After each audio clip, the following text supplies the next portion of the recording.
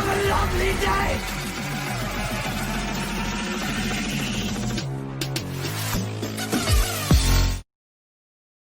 Welcome to Flat Earth Debate Uncut and After Show. I'm your host, Nathan Oakley, and if you are new to this channel, or you've not done so already, then be sure to subscribe and hit the bell notification icon to keep up to date with the Flat Earth Debate. If you'd like to support the channel, there is a super chat that runs alongside each of these shows while they premiere, and there's also a PayPal, Patreon and crypto link in the info box below the video. Speaking of Patreon, I'm going to do a quick shout out to all of you who do support me on Patreon, so a massive shout out of thanks and appreciation to Abraham Mohammed, Adrian Quintana, Alistair Main, Blue Ridge Ranger, Burn Fat Till My Stomach Is As Flat As the Earth, Chris Hillman, Dank, Dave Rakia Gafford, David Robinson, David Wayne Foster, Dick Earth Skeptic, Edwin Johnson, Erwin Jennisons, Felix Hung, Fireball X, Godrockin, Henrik86, Joshua Balsimo, Kirsten Smith, Liam Nedrick, Life is Short, Maria Neelands, Missouri Bear, Muted, NA Literalist, Nathan Thompson, Naibai, Rob H, Skeptic936, Steve ALM, Texas Mike, TheFlatEarthChannel.com, Tina Baker, The Real Gabster, Unbelievable Productions, and Windrider. So a massive shout out of thanks and appreciation to all of you for supporting me on Patreon. Now we are joined by quite a few people in Discord, so I'll raise the mic on them and you can enjoy their dulcet tones while I set up for today's live show. Morning, Nate. Hello. No matter how you slice it, this argument, is pretty crazy. It's actually not an argument. Yeah, it's game over. It's bonkers. Well, I just meant, you're dealing with facts. That's where a lot of the confusion comes in. And then definitions are the other crazy thing on this flat Earth. People like to change definitions, don't they? Oh my God, drives me nuts. I think that's a Discord theme as well. Well, you find out in the year 2020 that entropy is not a law anymore, according to certain people. I thought it was part of a law. It's part of a law. It's not a law on its own. What, the entropy The law of entropy. It is. It's called the entropy law. Yeah, the law of entropy is it's a law of nature. That's why Nathan always drums on about it. Yeah, it's called the entropy law, but the law contains entropy. Yeah, so the entropy law is entropy and it's a law and it's called entropy. But it's not the law of entropy, is it? Yeah, it is. Yeah. It is. It's a law that contains entropy. No, entropy is the law of nature that states that matter will deteriorate over time into its lowest common state, or words to that effect. There's no getting around that without putting energy into it. That's just the definition, that. Yeah, you of haven't entropy. explained why. Am I in the freaking Twilight Zone here? Parallel universe. Yeah, you're in a universe where you've got a sky vacuum and entropy defies that vacuum of the sky. So you've got to deny it or convolute it somehow by saying, well, it's kind of part of a law. Well, no, it's just a law. It applies always. And your sky vacuum violates it. There's currently a sky spot. Everything I can find states that it's part of the second law of thermodynamics. It's not a law on its own.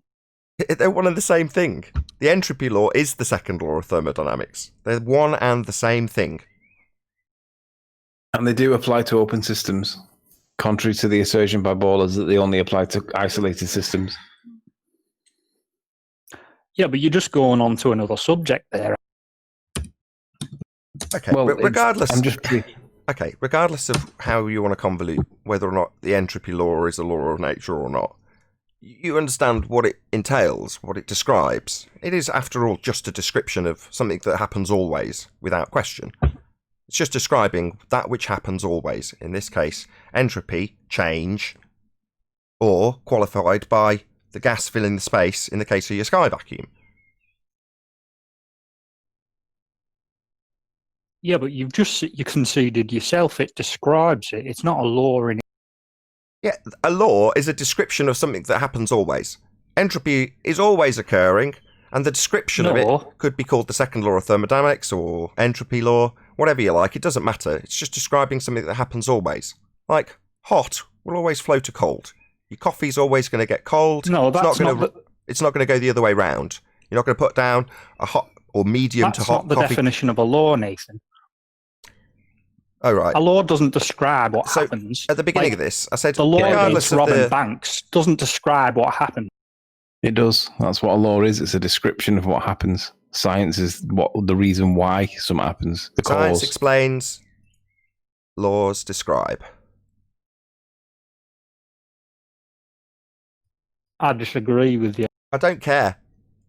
Your gas that's always following this law of nature, without question or exception, otherwise it wouldn't be a law anymore, demonstrates beyond all certitude that the sky is not a vacuum, a space for the gas to fill.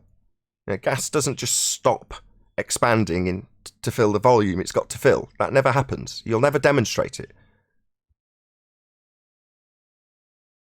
Well, we Gas we will always fill the demonstrate it available here on volume. Earth, don't? Sorry. Well, if you go up a mountain, it's less dense up there. And Well, why doesn't the gas from down below fill that space? it did. How do you think it got up there? It got up there by being By up filling there. the available volume? Yeah, it's produced at ground level, up the top of a mountain. There's not very much vegetation and trees to produce these gases now, is there? But there's still gas there, shockingly, even when there's no vegetation. Okay. Yeah, mate, I'm Well, what talking. about- Shut up. Sorry. You asked me- sorry, shut Nathan. up. Sorry. Shut Sorry. up. Yeah, there's no vegetation. You've asked me why the gas gets thinner higher up, and I'm explaining why. Because the gas is produced at ground level, and very much because of entropy, it makes its way up to the top of the mountain. So without entropy, it wouldn't have made its way up there. So what's your point exactly in asking us why it's thinner at the top? There's less stuff producing it. What does that have to do with Okay, anything well, other than the fact that how to have it in the about- first place, you'd need containment to form the pressure for it to make its way up? Yeah. I agree. Right, But so the sky's Nathan, not a if you vacuum. climb a mountain, right, and there's a mountain Who cares? lake, So the sky's not a vacuum then. That's all that's relevant. Let's not detail about how gas works in terms of it's making its way up to the top of mountains and being thinner. It's irrelevant to the subject. All that's relevant is that means by fact of nature, gas would keep going if the sky was a vacuum. So the sky isn't a vacuum. explain to me Why? Why are you demanding an explanation from me now? What's going on? a mountain lake, Nathan. What Why does is this the have to do pressure with no anything? different? Why? What does this have to do with anything? What's it going to prove? Is this your claim? Why are you demanding I explain something you're asking me about? You tell me what this lake I'm does asking and you what a it... question. Shut up. Don't explain it, but give me your opinion. Shh. You tell me what this proves, what you're about to claim about lakes and stuff. Don't demand I explain your claim. Well, you just said the gas is produced at ground level, like evaporation and all that. But what about a mountain lake? Sorry, what does your claim prove? You asked me about how it gets thinner, I've told you. But what did you assume it proved? Why are you asking? Why are we talking about this? What relevance does it hold? Sorry, is this what lake? Is this what gas pressure? No. We're discussing shape of the Earth, nature of our reality. And I'm what does just this discussing prove? your Why are you asking assertion me that- about it?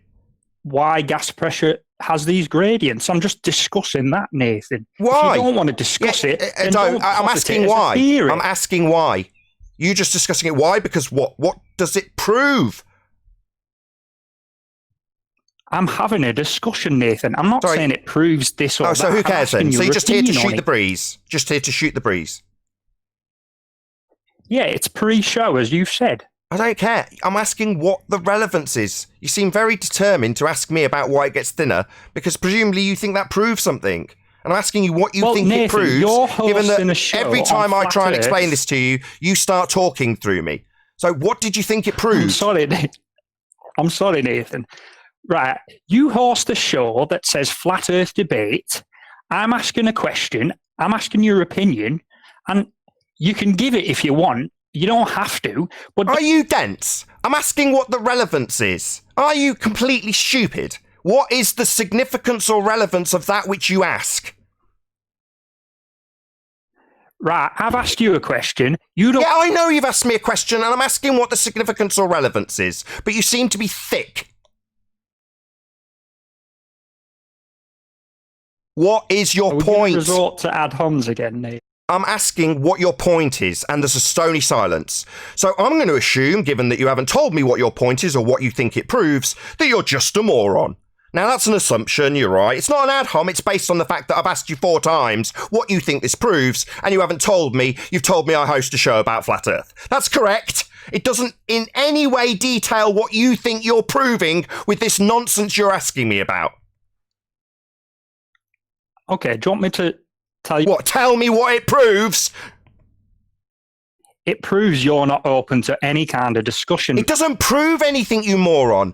So what, am I going to discuss the football? And then when I say this isn't relevant to the nature of our existence, you say I'm not willing to and open to discuss it? Yeah, I'm not, because it doesn't seem relevant. I've asked you 5 times what the relevance is, even though I've explained this effect of nature described accurately with the second law of thermodynamics, which would be gas filling available volume to make its way up to the top of a mountain. That would prove my point that space is fake. But you brought it up, and I'm asking you why you brought it up and what you think it proves, yet to tell me in 6 times of asking. Okay, so your explanation of pressure gradients is that gas is made on the ground and it floats up towards the sky. Right, why am I being asked for an explanation of pressure gradients? Does this bear any relevance to anything? Would you let me finish, Nathan? No, I'm asking what the relevance is, and you've detailed my response. I don't want to know what I responded with. I know. I said it. I want you to know what you need to do. You need to tell me what you think the significance of this is, not what I responded with. I know I said it. You're not very good at debating, Nathan, did you know? Debating? I don't even know what the point is. You haven't told me what this proves or the significance yet. I've asked you 7 times. You're not fucking letting me explain. Oh, right, you're going to my swear at points. me. You're going to swear at me, are you? Goodbye. No, you're not going to swear at me. You're a dipshit. You haven't got the slightest clue what you think you're proving, but you're challenging me to define something that has no relevance. All right, so the gas makes its way up to the top of Everest. That's fascinating. Beyond it proving that we live in containment, it doesn't have any significance for you. Now, I'm pointing that out and you tell me I'm not very good at debating. No, you haven't got a point. The point you've asked me about proves our point that entropy is real, and if the sky was a vacuum, the gas we breathe would fill the space. That's a point I've made with your example that has no point for you. That's tedious when I'm pointing it out 8 times and getting you not very good at debating. No, you're a moron. Demonstratably. Obviously, he's not keeping up with the flat earth debate.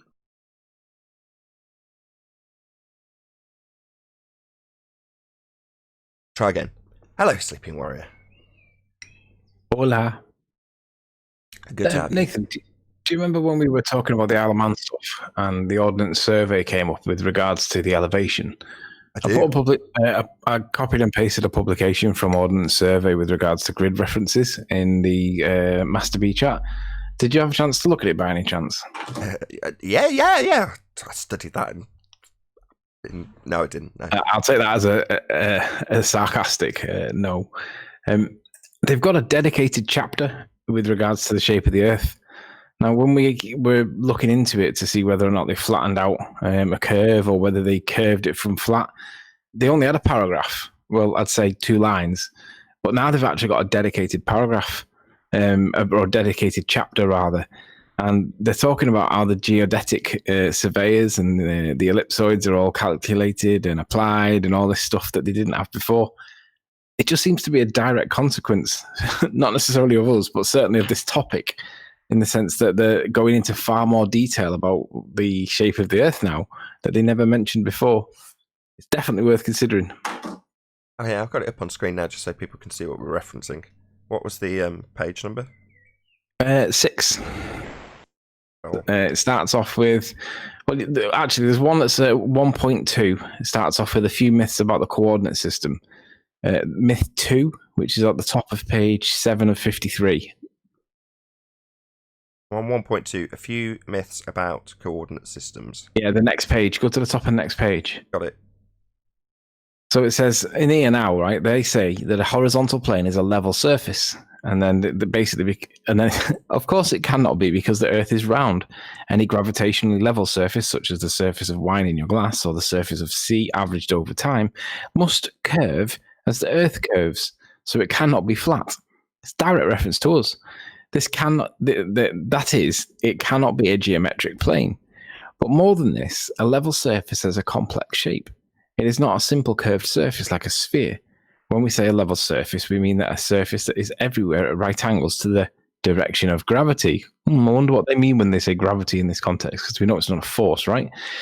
The direction of gravity is generally towards the center of Earth, as you would expect, but it varies in direction and magnitude from place to place in a complex way, even on a very local scale.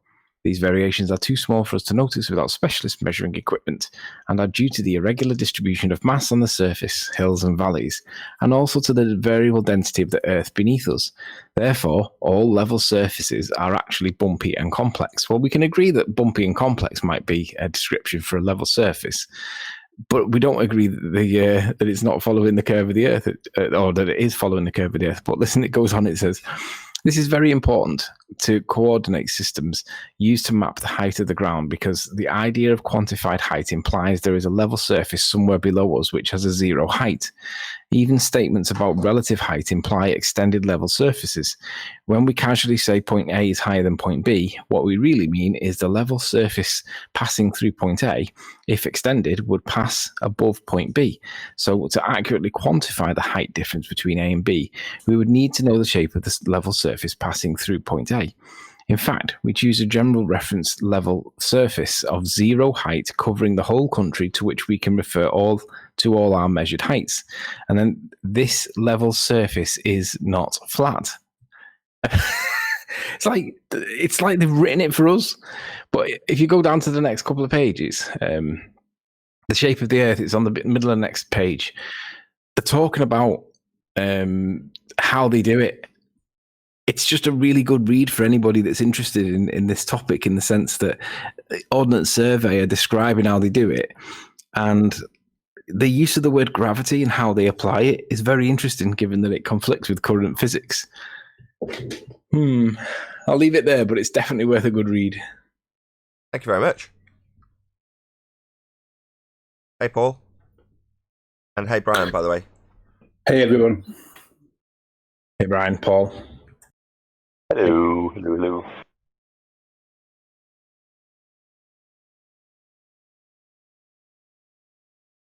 I'm just having a look at it there, Anthony. There's some nonsense in that. Oh, aye. Some nonsense is the right word. Quite a lot of nonsense, I'd go as far as to say. It's going to be something that we can dissect at will and contact them back and say, hey guys, where did you get this information from? Can we see the evidence? That's not what gravity is. Who wrote this document? Did you see Ken Wheeler's document on gravity, or his video on gravity, Nathan? I don't follow Ken Wheeler, sorry, but tell me. I don't follow Ken Wheeler too much, but I know that a lot of us in our topic do. He basically said that, again, that they don't even know what gravity is. He gave a citation of 4 different physicists not coming up with the same answer to the question, well, what is gravity? They can't describe it accurately or consistently. But everybody in this topic seems to know exactly what gravity is, yet 4 current mainstream physicists are not able to give a consistent answer for what gravity is. In other words, they don't know what it is, and I'm going to suggest that it's simply a reification, and it's the biggest reification fallacy ever. The more we talk about it, the more real it becomes. It doesn't make it actually real, but they think it's real. Was it you who gave the Tesla quote a couple of days ago? No. Which one was that? About mathematics taking people into fanciful worlds that don't resemble reality. I think it might have been. I think it might have been Arwin. Maybe it wasn't, but it wasn't me. No, but he's right. Wandering off through equation after equation, bearing no resemblance to the real world. We had it with Brenda this morning. I had a conversation with Brenda. She was arguing that a sphere was a 2-dimensional object. So we were like, well, how do you come to that conclusion? And she said, well, you can get a 2-dimensional coordinate system with curved lines, wrap it around it, and you could get every single point on that sphere covered with a grid reference system in 2 dimensions. So he says, okay, so how would you contrast the globe, the sphere that you've wrapped your coordinate system around, with a pizza? And there was a pause, and she didn't give an answer. So I said, is there a way to contrast it with a pizza? And she said, I don't know. And I said, well, there you go. We do have a three-dimensional sphere reality, right? A sphere does exist in 3D in the real world. I said, just because you find a way to represent it mathematically in a two-dimensional world does not make it two-dimensional in reality, does it? And of course it doesn't. But if you can represent it mathematically into 2 dimensions and distort geometry to allow you to do it, like instead of bending space-time, you bend lines, the grid system, the coordinate system. If you bend them lines to make it wrap round, then you can make a 3-dimensional object appear to be 2 dimensions in mathematics, yet in real world it's actually 3. That's what they do. It's completely sabotaging and hijacking descriptive maths to make the reality anything you want. It's an embedded confession. We take the 2 dimensions and we wrap them around a ball. That's what she's essentially saying. I agree. I completely agree. It's an embedded confession, whether you intended it that way or not. No, people never intend it that way. And probably completely unaware that it's an embedded confession. And you'd have to be adept at the argument to understand that it's an embedded confession. An inadvertent embedded confession, because half the people we're dealing with are deluded. They don't know they've been fooled. Therefore, they're not intentionally trying to fool you. And therefore accidentally letting out an embedded confession of something that they wouldn't want you to know. It's the case that that's how their belief structure has been built. It's just in telling you how it's been formulated, they're essentially telling you how the magic trick works. They don't realise they're doing it. She doesn't know that she's telling you, well, we've taken the world that is flat, obviously and observably, with Euclidean principles used to measure it in both aspects, and we've wrapped that around a ball. She doesn't know she's saying that. Well, it's funny. It's interesting. Something I was doing yesterday or day before yesterday. I was watching. I downloaded Blender onto my computer. I was trying to play around with it, and it's funny that when they try to create a 3D or a 3D sphere or any kind of curved object, there's usually a 4-point coordinate. Like you go, left, two, or I'm talking like you create a square, and then you connect the dots to try to create a sphere. But it still has to be plane to even create the sphere in the computer model. And even if you try to, like the guy was saying, like when you try to smooth it out, if you do certain things, it will create more processing power trying to make it completely smooth, because ultimately the computer has a hard time trying to take a flat or a flat plane, so to speak, and try to make it into a sphere. But even then, it's still a point to point that's creating the sphere, which I thought was interesting, because when I created a sphere for the first time in Blender, it looked like what you see, like a flat plane trying to create a sphere. If that makes any sense. If you understand what I'm trying to say. If anybody's played with graphics, things you understand what I'm talking about. Just interesting.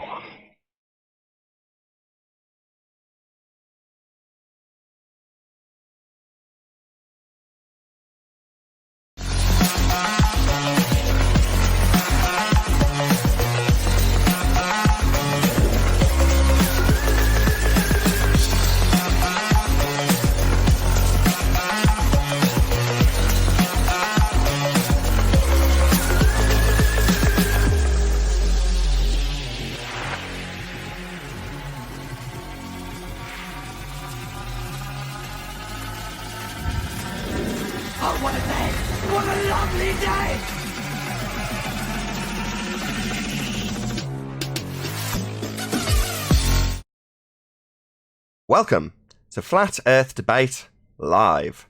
I'm your host, Nathan Oakley, and if you are new to this channel, or you've not done so already, then be sure to subscribe, hit the bell notification icon and join button if you'd like to become a Nathan Oakley 1980 channel member and keep up to date with the Flat Earth Debate. If you'd like to support the channel, there is a super chat that runs alongside each of these shows while they are live. There's also a PayPal, Patreon and crypto link in the info box below the video. Most importantly, if you'd like to join the discussion, simply mute the page you are currently watching, then click the link in the info box below this video to join the panel and express your views on the nature of Earth. If you do join, please don't swear. If you do, you'll be ejected, and if you are, please don't try to rejoin the stream using sock accounts. You'll be warmly welcome back on the next stream. Please also share the show on social media. Sharing the show obviously increases the live audience, but this in turn increases the chances of a more diverse panel, so please share the show on Facebook and Twitter. And one last time, if you're new to the channel or you've not done so already, then be sure to subscribe, hit the bell notification icon and join button to keep up to date with the Flat Earth Debate. Now, we are joined by Paul Hall, Sleeping Warrior, the Adam Meakin, who else we got? Brian's Logic, and I believe 10th Man. Is 10th Man there? He's normally got a square that you can't see. Also, a whole bunch of people in Discord, so welcome one and all. Hey. 10th Man said he couldn't make it today.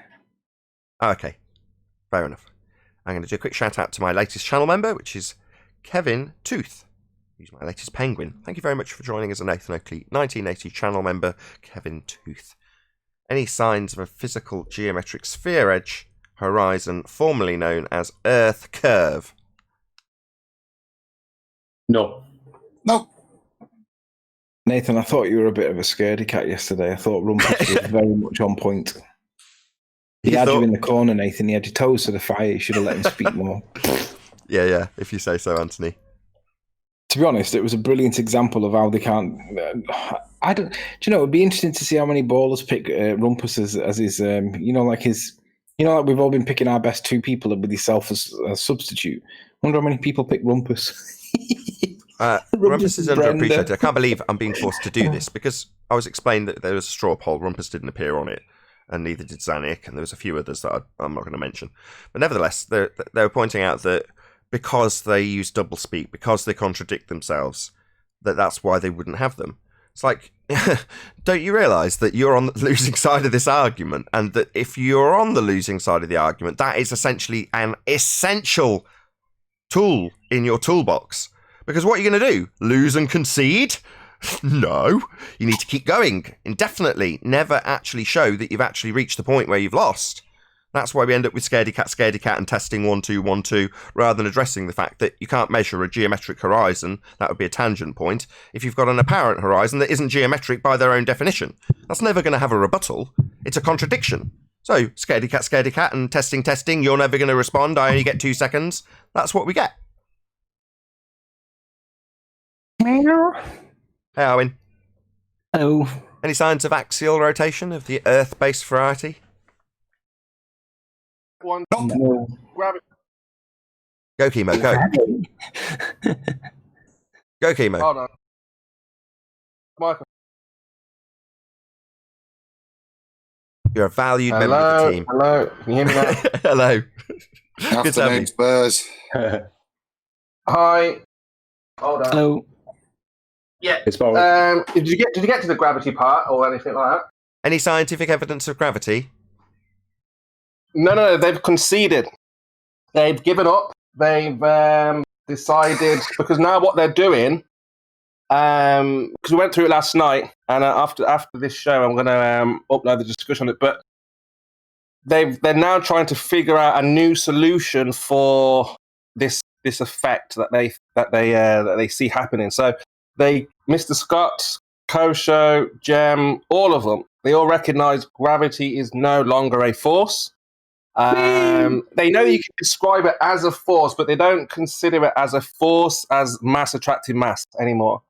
Like I said, so what do they think it is now? Can somebody drag fight the flat Earth into the 21st century? Because he still thinks it is.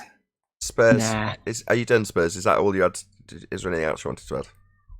No. Basically, that's essentially is that they've given up the ghost of gravity. It's hilarious to listen to them talk to an alternative now of what it is. What is this? What is it? What is this? What is gravity? Or what is it? If it's not a force, what is it? They're trying to figure out what is gravity. Yeah. That's why I've always said that they can't even define it, because whatever you think it may or may not be, right? It's currently defined in current physics, right? Einstein did it. Not only did he define gravity, he told us what causes it. Now, I don't necessarily agree or disagree. I don't really have an opinion. But if you're a baller, you better be telling us that the effect of the curvature of space-time is caused by the uneven distribution of mass, and then tell us how Newton's apple falls from the tree. Good luck with that one. Well, for Einstein to even be valid, everything has to be in motion.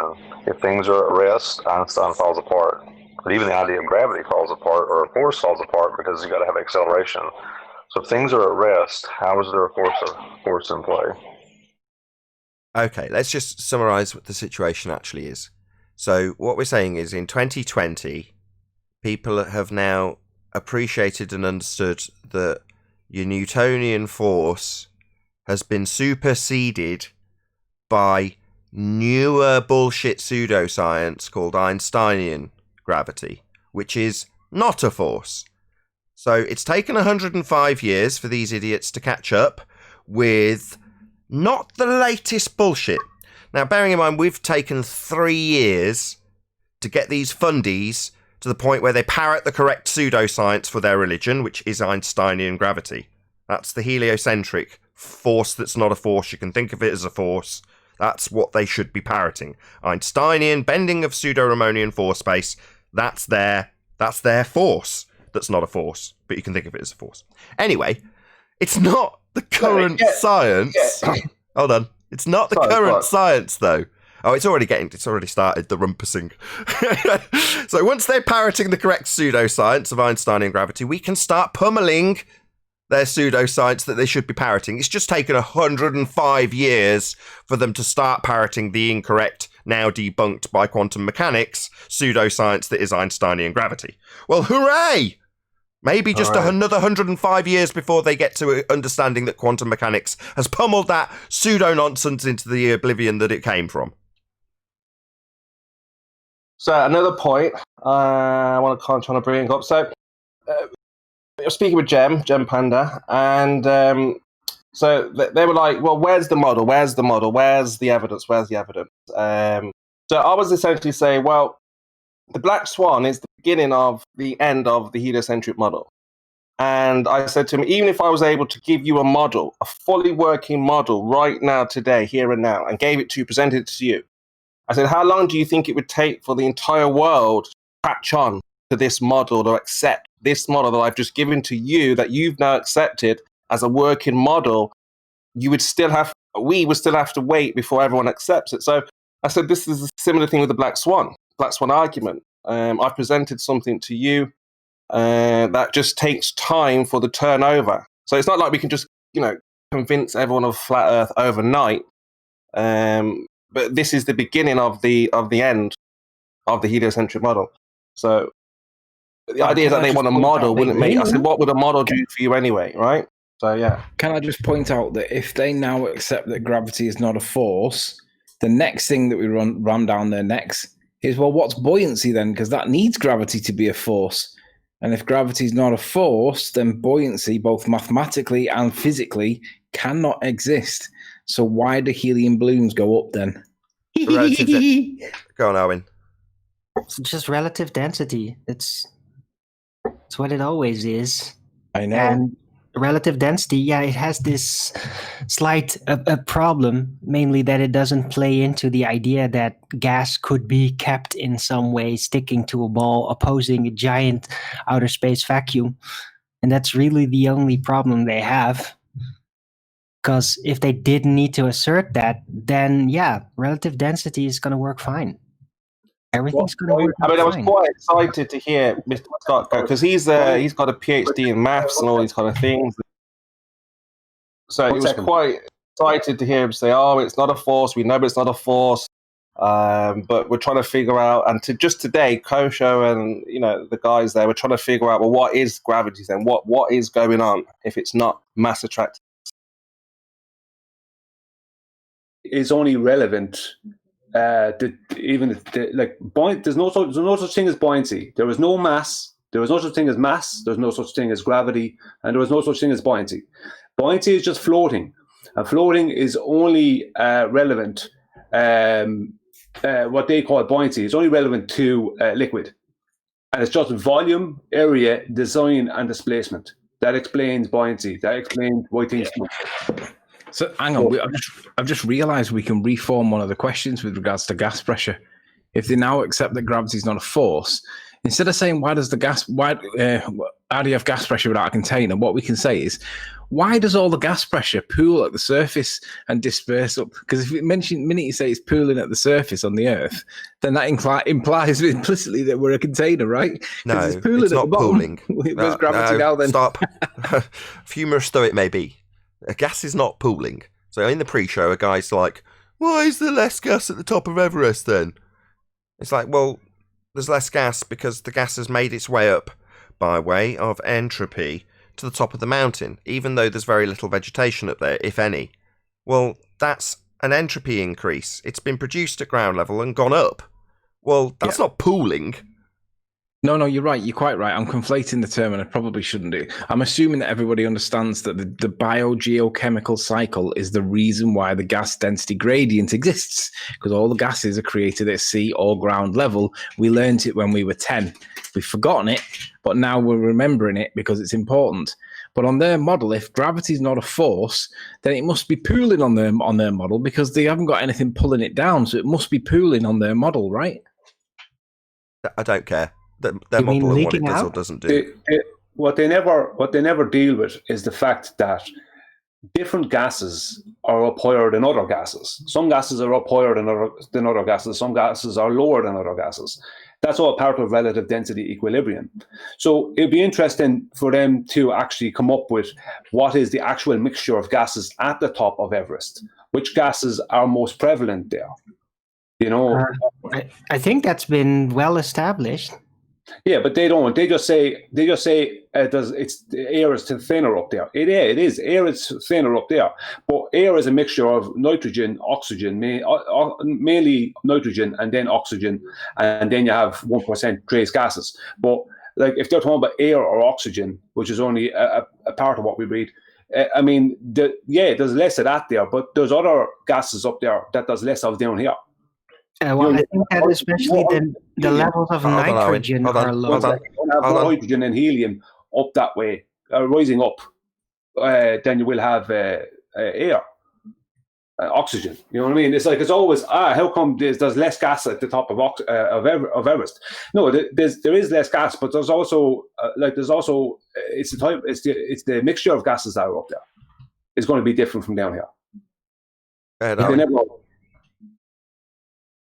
Owen? They never do that. Hold on, Brian.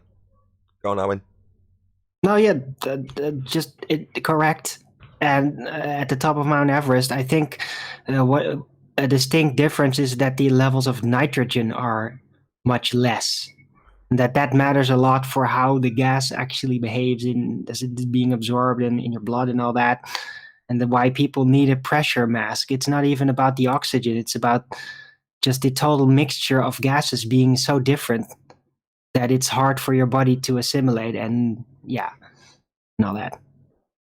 Okay, but the bottom line, this is great. I know it's a discussion about gravity, which is not a force and doesn't do anything to gas. However, entropy, which describes how the gas, which is produced at ground level, fills the available volume, would dictate that if the available volume to it was a sky vacuum, it would fill that sky vacuum and we wouldn't have any gas here to breathe. Ergo, the sky is not a vacuum. Unless there is any demonstration that you can have gas pressure without the necessary antecedent of a container. Is there? No. That's interesting what Armin said as well, because nitrogen is less dense than oxygen, so it actually sits above oxygen. They just the wind and the weather mixes them. This is what they say. So if there's a nitrogen problem up there, there's definitely an oxygen problem up there. You know? I don't know. I think because it is so high up, that also levels of helium and hydrogen are higher. So it becomes more of a filler instead of nitrogen, which is a filler gas. You don't actually absorb that. Yeah. And I think that because of the density difference of helium and hydrogen, it's not good for you. Hey, if you just breathe hydrogen, that's not good for you. No. That's right. So if just the relatively harmless nitrogen, if that lessens and then is filled up with these less dense gases, that can definitely have an influence. But you might be right that just the levels of oxygen are also lower. As you go up, the concentrations hardly change. It's the amount that qualifies. So I think at Everest, you've got about half the amount of air pressure or less, but the actual ratios of oxygen and nitrogen are still the same. That crap's all over that, Brian. Well, yes and no, because there's still different gases up there that there's more of than we have down here. Because There should be. we don't have that amount. Like, there's Hold on going a to second, be. Brian. Hold on, just 1 second. Do you want to qualify what you've just stated, Adam? Just because otherwise we're going to go around in circle. Brian's just asserting the exact same thing again. I'll read it from the Everest and indeed other 800 using oxygen. From. So, as you go to even moderate altitudes, the air gets thinner, i.e., there's less air pressure. At around 5,500 meters, there is half the amount of air that you would find at sea level. Despite there being less air, it is still made up of around 21% oxygen, 75% nitrogen, and 3% on rising carbon dioxide. There is small changes, but it's negligible to, All right. Hold on, you're saying, hold on, there is a difference though. There is, I think it's saying here, as you start to, and 3% and rising carbon dioxide plus a small fraction of other gases. So, I'm not sure what the and rising indicates, but I mean the general. I'm just trying to figure out if that document's downplaying it.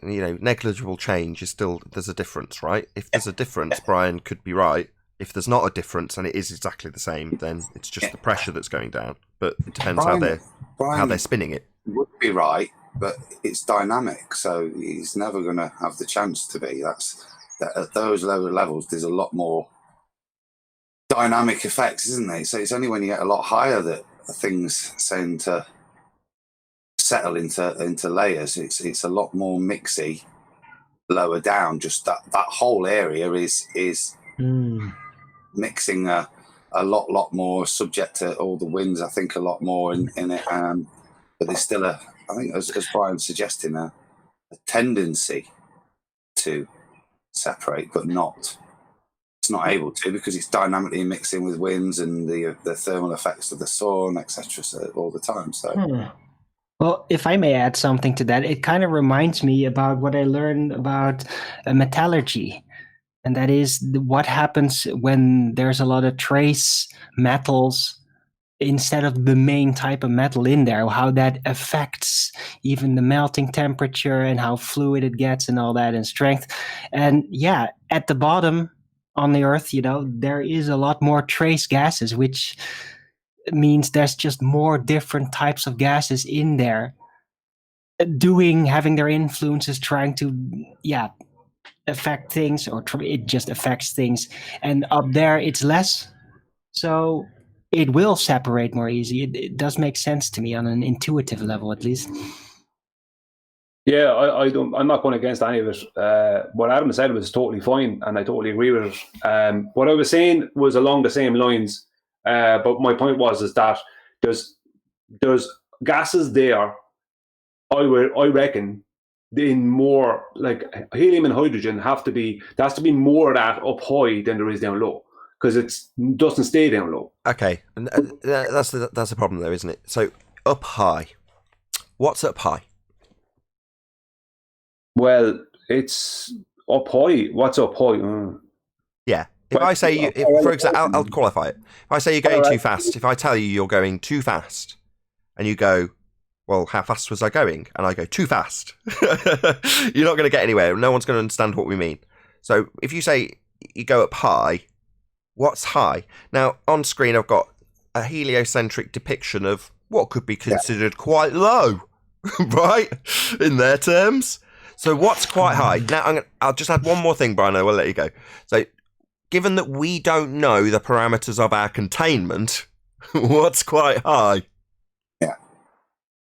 Yeah, okay, I understand what you mean now. Well, I was talking about more just No, but that should be easy to answer, though, because it all relates to the amount of space available. So, yeah, if you're going to say up high, then does that mean the top half of the available space? I'm going to get to sit with almost a globe head here. Saying it's not, you can try and quantify it, but you can't. So you have to accept that you don't know whether that's near the top, nowhere near the top, or whatever.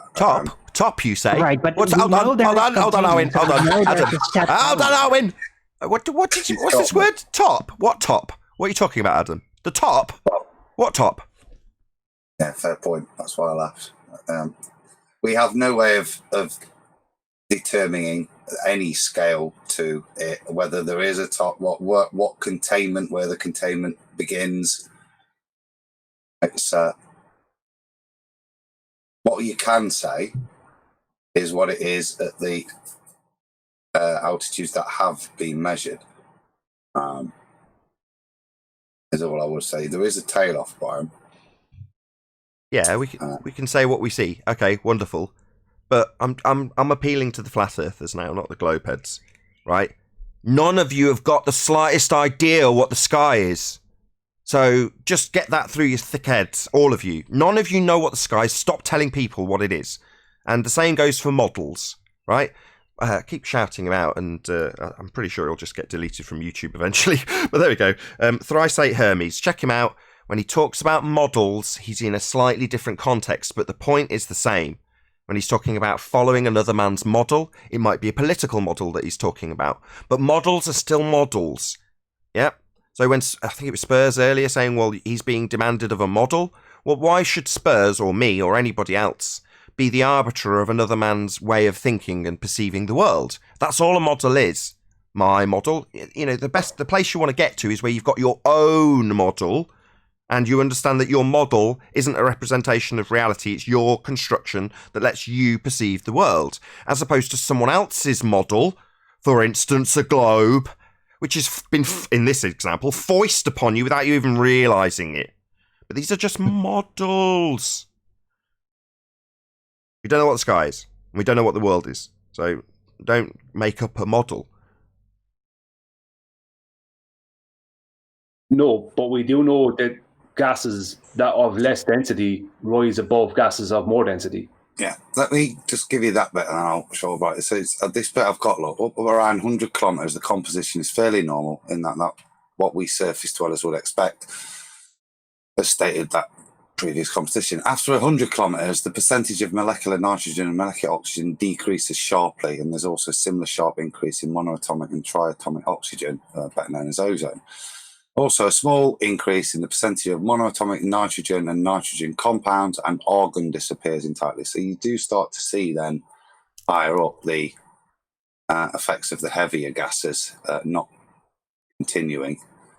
Thank you for bringing clarity to that, Adam. Now, bearing in mind that I've just said the same thing in the pre-show to a different dude, you weren't here, but I'm going to say the same thing to you. Who cares?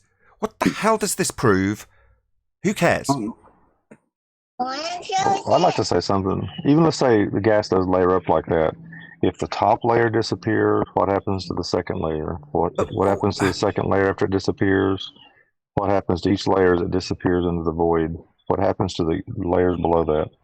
Well, that's the only thing you can say that you can assume is that because we still have pressure, there is containment.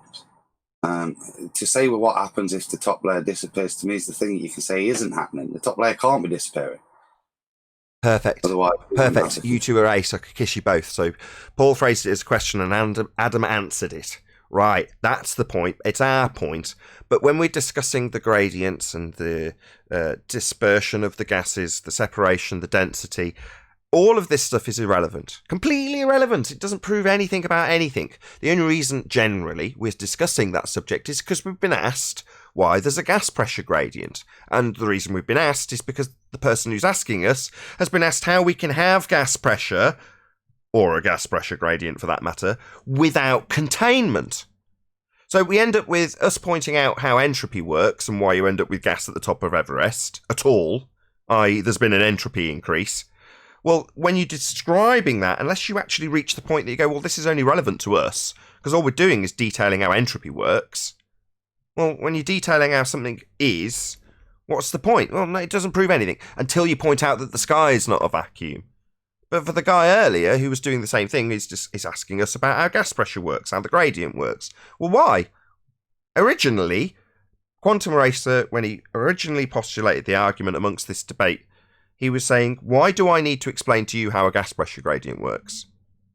Where'd you get the gas pressure from in the first instance? I'm not going to tell you. Because why should I be charged with explaining why we have a gas pressure gradient? It's not relevant to anything I'm claiming. Now, if they're claiming it proves a point, well, what does it prove? Well, it proves that it dissipates to zero. No, it doesn't. That's a violation of natural law. So other than us pummeling your claim, there's no necessity for us to discuss this. It's interesting, and I thank you. I just want to add that at the end. So Paul, Adam, thank you very much. Same goes for you, Brian. I'm not knocking you. It's a fascinating subject to discuss, but I just don't want people in the audience to feel like somehow we have to justify what the sky is or how the gas works or any of this nonsense unless you're making a claim about it. So while it's very interesting, I just want to get to the point where it's like, what does this prove? Same as the guy who was on the Globe side that did it in the pre-show. Yeah, I understand. On that note, though, if there's anything any of you do want to add on this before I add a scientific hypothesis and the lack thereof to the housekeeping questions we haven't asked yet, anything anyone wants to add? Well, I think summarize it nice. That's a point of wonder. Something that, like I say, is totally irrelevant to how do we have gas pressure without containment. But when we then accept that, that's something that, like I say, at the moment, is a point of wonder. I just wanted to add that I am definitely going to assert a lot of things of what the sky is. But all of those things are going to contain a limitation to the amount of space available. So, yeah. It's necessary to speculate, to wonder, to dwell on points of folly, because they may turn out to be extremely useful. And from a fascination point of view alone, I'd love to know what the sky is. I really, really would. Right. Yeah, hey, I'm fascinated by this perceived concept of this potential barrier that seems to not be a physical edge, but rather like a energy barrier or something in between the air, because there seems to be just more air beyond. It's not like you're approaching a mirror and suddenly like you could, oh God, this is the edge. It was all a reflection. No, that's not happening. Just things that seem to be bumped in. So what is beyond that? Is that energy field or whatever surrounding us, containing us? If it's not the end, does that mean that we're like in a super giant cave or something that's even bigger and higher up? You know, these types of things are the concepts that I kind of dwell upon. Like, what can it turn out to really be? There just seems to be more space beyond the barrier. And for more speculation, tune into Arwin for the early bird, which goes out an hour before the debate, 1 p.m. UK time, 2 p.m. Amsterdam time. That's on ARWIJN, Flat Earth Early Bird. Be here or be sphere. So, I mean, what's interesting about this Einsteinian Newtonian is that with Einsteinian, if the Earth is a ball, then it must do what Einstein suggests. Which is bend the space, the fabric of time. That's if the Earth is a ball of this huge mass of what they describe. So is Anthony still there? So what is the next step then? Now that we've got them on no force, we understand it's the Einsteinian force. Well, where do we direct Einstein them now? wasn't a force, so it was an effect. And where do we go next? Explain gas pressure. Explain all the things that you tell us that are dependent on gravity. Look, if we say, okay, if they say, yeah, it's Einstein, and we say, okay, yeah, it's Einstein, well, then it's like, well, are we presupposing now there's a huge ball bending space-time? No. No. They can explain how my egg moved if it wasn't gravity pulling the water down and pushing the egg up. Go ahead, Sleeping Warrior. They can explain how my egg moved because they say the gravity pulled the water around the egg down and that created a buoyant force that pushed the egg up. Well, if gravity's not a force, it can't pull anything down, can it? But I did manipulate something when I poured that mass in, right? So how do you explain that without gravity? Because that's the basics, isn't it? Things appear to fall, some things appear to rise. Well, we need to explain things without gravity. Did you hear what I said? Where does Einstein fit into your experiment? He doesn't. Einstein's space-time is conceptual, mathematic. Right. He's conjuring his own new, his own new medium. So Can I ask Spurs a question? Are you struggling to see the usefulness of this tool now? Is that what you're trying to get at?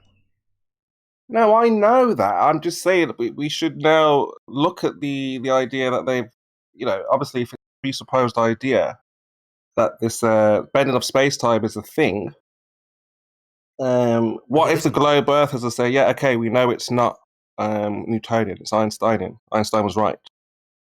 What?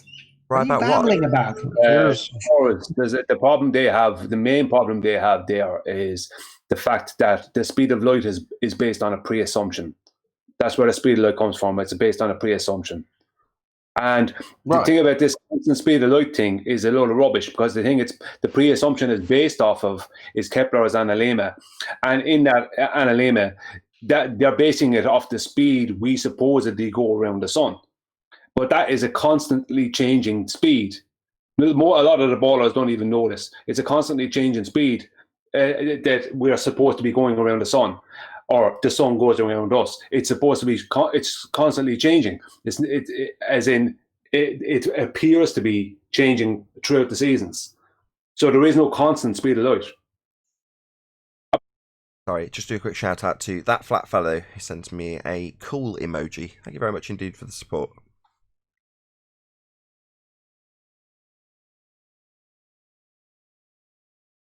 Yeah, speed of light's a big problem. Also, the fact that it's a conceptual medium being described, that's a much bigger problem. Yeah, conceptual being a keyword. No, I'm not satisfied, because the ball earthers will say, yeah, we've got Einstein. He explains the bending of space-time. What's the problem? What is the problem now, then? Okay, show me space-time, Spurs. Space-time? Yeah, show it me. You want to show it me? Then once you've failed to show me, then explain how you're going to bend it. Yeah, but if the Earth is a giant ball... hold on. Hold on. You don't need to start with there. You're so used to them phrasing everything they've put to you as a begging the question fallacy in the opening sentence, aren't you, Spurs? You haven't been here a while, I can tell. No, you don't get to give me the example by starting out by telling me how Earth's spherical. That's a begging the question fallacy. Yeah, no. So back to the conceptual medium of pseudo-Riemannian force space. Apparently, space-time is being bent. So let's see space-time, and then let's see it being bent. Right. Well, Kosho's here. I don't know if he wants to get involved or not. But because Kosho, you were talking about this earlier on, trying to discover now what is gravity. So, I mean, I'm going to go over this obviously later on with you guys. So you may as well start it off now and explain. Well, if it's Einsteinian, what next, Kosho? No, the narrative is Einsteinian. It doesn't make it real. Funny sounding, Kosho. Don't be afraid, Kosho. Come on, just say what you said before about what gravity is. Is it an equation? Is it a real thing? Is it really bending space-time? What's going on? Come on, Kosho. Share your pain.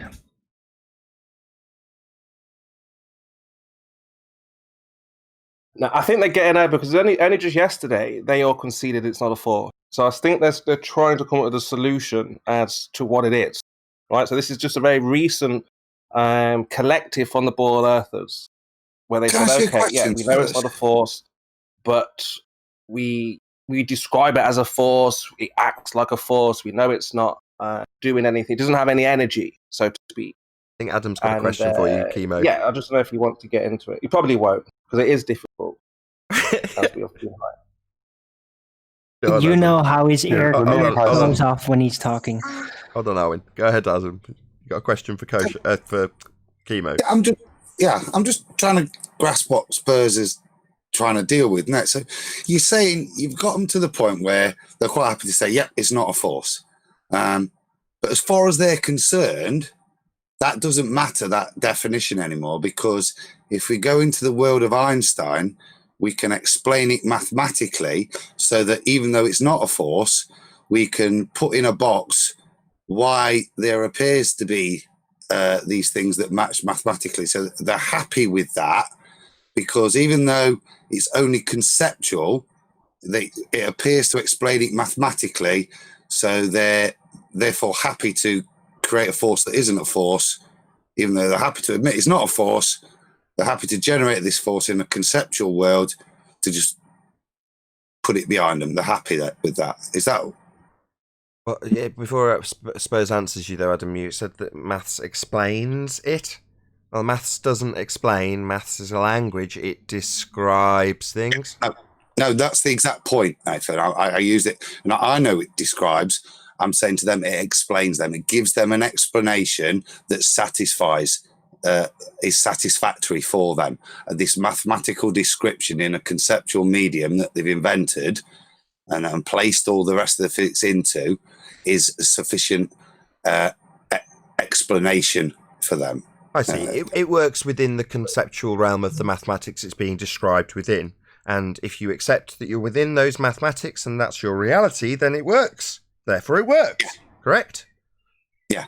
I see. So point being then, is that what you're saying you've got to challenge Spurs next, is why are they happy to accept a conceptual medium and a bit of maths as a explanation for reality? Yeah, yes, Adol, something like this, because we've nailed them down. I think we've gone for so long by telling them it's not a force, and they've been in the idea, well, it is a force, and we've got it's not a force. So now they're like, okay, it's not a force. Einstein was right. So you're saying that they now just have. You're saying Einstein literally had a conceptual idea, which superseded Newtonian, which would have been a physical force, right? If there were mass attracting mass, if that was a real thing. So we've replaced physical, what should have been, for a concept. Yes. No? Yes? Yeah. So you're saying mass attracting mass was a force. Yes, that would be a pulling force. The one mass, whatever that may be, attracting another mass, whatever that may be, i.e. the definition, not the object I'm describing, pulling towards each other, that's a force. Well, that wand was snapped in two by the invention of a convention in a conceptual medium by a man named Einstein. Right.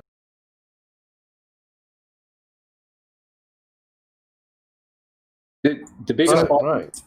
Sorry, Adam, go on. Just to finish up. So, yeah, I mean, that's it. So they were happy to get rid of that previous way of explaining it as a force, an imaginary force between distant objects. That was silly, and they were happy to get rid of that. And thank goodness they could get rid of that silliness, because now the thing that validates it is putting it into a conceptual place and putting some numbers around to prove it. Now that's real proof. It appears to be what they're saying. Hold on. For Americans, that is sarcasm from an Englishman. I'm not even joking. That often Englishmen, the tone of an Englishman when being sarcastic isn't distinct enough for people to know you're being sarcastic. Tongue was firmly in cheek. But that seems to be the point, Spurs. What you're at that. Is that right? Yeah. Yeah, I mean that now. Yeah, I just want to bring it to the forefront. Now they concede, and they know it. Now we have to obviously ask them why they go with this concept. Yeah, is that the idea? What's going on with them is, for the past couple of years, is they didn't understand Einstein's theories. They didn't understand his theory of general relativity. That's why they've been parroting the Newtonian all the time. That's why they're always so far behind. What's after happening is, I noticed myself on YouTube in comment section, there's more of them parroting the Einstein now and coming out with some Einsteinian stuff. And it's like it's because they've started learning it. But the problem is that they're going to be parroting this stuff out all over the place, but they're going to be making mistakes left, right, and centre because they're only learning it. It's sad. They're literally only learning it, and it's their current for the 105 years. But that was the problem. They couldn't understand it. A couple of them admitted it over the time. Big shout out to Unicorn Laser Eyes, who says, Professor Bell, come on the show if you dare. Thank you very much for the support, Unicorn Laser Eyes. Really appreciate it. We don't concede Or anything. let me further than the way you entice put them. that. Let me entice them to come in, maybe, because for Einstein to work, you have to be moving through geodesics. You know what I mean? Because as you move through geodesics, that you can get closer and closer, even if you're moving across parallel lines. But you've got to be moving, right? You've got to be accelerating to do that. So please explain, if you're at rest, how that's occurring, and how does time moving through time, so to speak, which is one of the dimensions, also causes things to move closer together. Come on, guys. We don't concede anything, Spurs. I don't know where you get the idea that anybody's conceded anything whatsoever. Well, I've been speaking to PhD mathematicians, astronaut sons, Rump. Now, Who? Which you can hear next at around 3 o'clock straight after this, where they You're talking co-show... about M. Scott Beach? You're talking about M. Scott M. Scott Beach. They are aware that gravity is not a force, that mass is not a direct mass, that Einstein superseded, and it's the bending of space-time. Yeah, you misunderstood them. In our 3D world, gravity is very definitely a force, but in all right, Einsteinian's 4D though, isn't it? So yeah, and it translates. Can I just ask Rumpus? Is this energy you're just... Can I finish my sentence? One second. Could I finish my sentence? I was in mid-sentence. And the 4D space-time bending manifests itself in our 3D world as a force. Go ahead. Right, Rumpus, is that gravity that you're describing energy? No. No, it's not energy. So it cannot produce any kind of force, any kind of pressure, because it's not energy, right? So you concede. No, you don't have to have energy to have a force. Yes, all forces have energy, Rumpus. No. Show me a force without energy, Rumpus. Well, if something's not moving, there's no energy transfer. So, for instance, if you hold a positive and negative charge near one another, there is a force being exerted, but there's no energy transfer. Energy, I mean, you don't know what energy is, but it's force times distance. If there's no distance, there's no... No, but all I'm asking is about the gravity that you're describing. There's no energy in that force, yeah?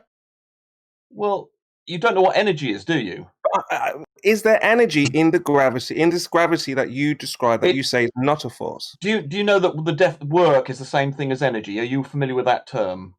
Work and energy. Do you know their equivalent?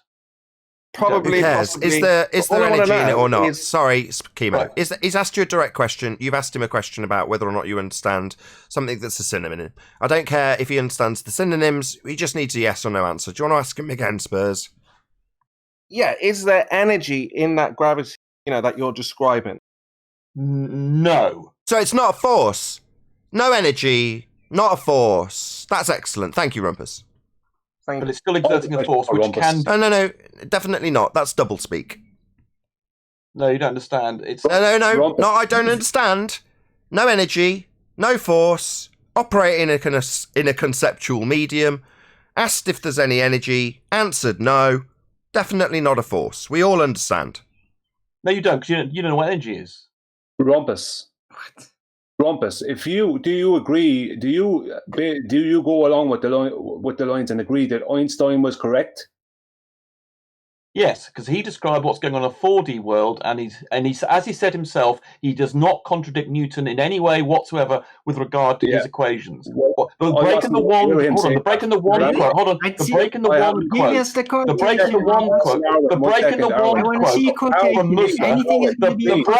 wand quote from Musa was all about the instantaneous nature of the force. He wasn't denying anything about Newton. Rumpus. How do you explain the tides then? How do I on your model now? Because of the force of gravity. Force of gravity. No, Rumpus. Because you see, in Einsteinian gravity, you see, matter bends space-time, and the bending of space-time by this matter causes the effect of gravity. But that is only within the well of gravity that's created by this matter. It causes the force of gravity. Rumpus, can you let him finish, please? Sorry? I'm asking Rumpus to let you finish. Oh. Yeah, thanks, Nathan. So, Einsteinian gravity states that the effect of gravity is caused by the bending of space-time by matter, but that creates what you call a gravity well. But the gravity effect is only happening within that well. But the moon and the Earth have two separate wells. So there is no gravity between the moon and the Earth. There was no connection whatsoever. So the moon's movements have nothing to do with the tides in Einstein's theory of general relativity. Yes, they do. The thing about bending the wand. Can I explain? Can I answer? Can I answer? Right. So the moon bends space-time a little bit, and then that then causes the attraction, the effective Newtonian attraction between the Earth and the moon. Einstein's theory of general relativity. Ryan, hold on. I didn't hear that. You overtaught me. So the moon does bend space-time, but the thing that breaking the wand was all about, there's no instantaneous, that the moon and the Earth do not communicate instantaneously. It's by the bending of space-time, and it's the effect of space-time that causes this force of gravity to appear in our 3D world. But the tides, but that causes things to be closer, to be attracted nearer. So obviously water that's anything, I mean, the surface of the Earth actually moves up and down as well, not just the tides, towards the moon. When it's the bit of the Earth that's pointing at the moon is attracted to the moon and is actually raised up a little bit, similarly with the water. So this could be done with one of his field equations, could it? Correct, yes. The field equations of general relativity I just need a correct. Just need a qualifying statement, Rumpus. Thank you. So my understanding was that his field equations didn't work for more than one mass. And my understanding would be that... No, they do work. I hadn't finished. She's scared. Scaredy cat. So my understanding would be that the Earth would be one mass. And that the moon would be another mass. And you can't solve... And he's interrupted me again. Well, you misunderstand. And he's interrupted me again. Einstein's field equations cannot solve for more than one mass. Yes, you can't solve them numerically as an equation, but they... So you can't solve this little problem that Brian's presented you with Einstein's field equations then? You cannot do it then? That would make you a liar. You're just inventing a solution that does not compute with Einstein's field equations. Now, I appreciate that while I'm saying this, you're continually talking through me so Discord can't hear. However, I'll point out that you have replied in the affirmative and now need to shut down that Brian's gotcha. That would be two masses. And Einstein's field equations cannot solve for more than one mass. I can explain. You've already told me. No, you can't solve this with his field equations. No, you can't equate it. Explain. You've already told us. It's just that we're at the point where you've lost, and now you need to keep this going so the audience doesn't appreciate the demolition of your argument, which is to say that, no, this wouldn't work out with Einstein's field equations because he can't solve for more than one mass. So explain what? He can't do it. Explain. Right, so the point is that the only problem is when you've got two large masses. Yeah, well, like Earth and Moon? Yeah, that's two large masses, you complete moron. Yeah, that's right, that's the problem. So starting out by explaining the only problem is the question I've been posed and how I can't solve it, because we've got two large masses, the Earth and the Moon. Yeah, that is the problem. That's right. It's also the end of the argument that you're not going to assert back to us like it's a defence, you complete bonehead. I can explain. I don't need an explanation. You've already told we can't solve for this. While you lead the audience to believe that there might not be an ending here, there is. We know. You've conceded. He can't solve for more than one mass. And what's the problem here? Well, the only problem is that we've got two masses. I can explain. Yeah, you keep telling us how you can explain. You can't. He can't solve for it. I can explain. Stop it. I can explain. Rumpus, how are you helping by I just can keeping explain. saying I want to the hear same his thing? You're explanation. interrupting me. Why are you interrupting when I can explain? You've already told us that's why. Are you listening to why I'm telling you why you can't explain? That's a question that you're now not listening to the answer to. Shock horror. I'm telling you that the reason I'm not allowing you to explain is because we've reached the conclusion. Can this solve for the two masses that have been described? That would be the Moon and Earth. And the answer is no. It cannot solve for more than one mass. That would be the end. Now you're saying, well, I can explain. Well, no, you've already conceded. There's no explanation required. But while I'm saying this again for the audience's benefit, he's talking through me, even though he's asked me a question. Why am I not being allowed? Well, because we've reached the conclusion. He can't do it in his maths. So there's no explanation required. If it can't be done, it can't be done. I can explain perfectly. The point is, you can't get what's called an analytical solution, i.e. a formula, but you can solve it Can you numerically. explain? Oh, be quiet, Neil. Be quiet, Neil. Be quiet. He's eating his mic, Neil. He's eating his mic. He's getting really angry about this because what he's normally allowed to do at this point is keep the conversation going indefinitely so the audience thinks that there isn't a conclusion that I'm making over and over again while he talks through me. The conclusion being that you cannot solve for more than one mass with Einstein's field equations. So this doesn't jive. If you've got Earth and the Moon, it doesn't work. You can't solve for it. That's the end of it. Now, he's not listening to this.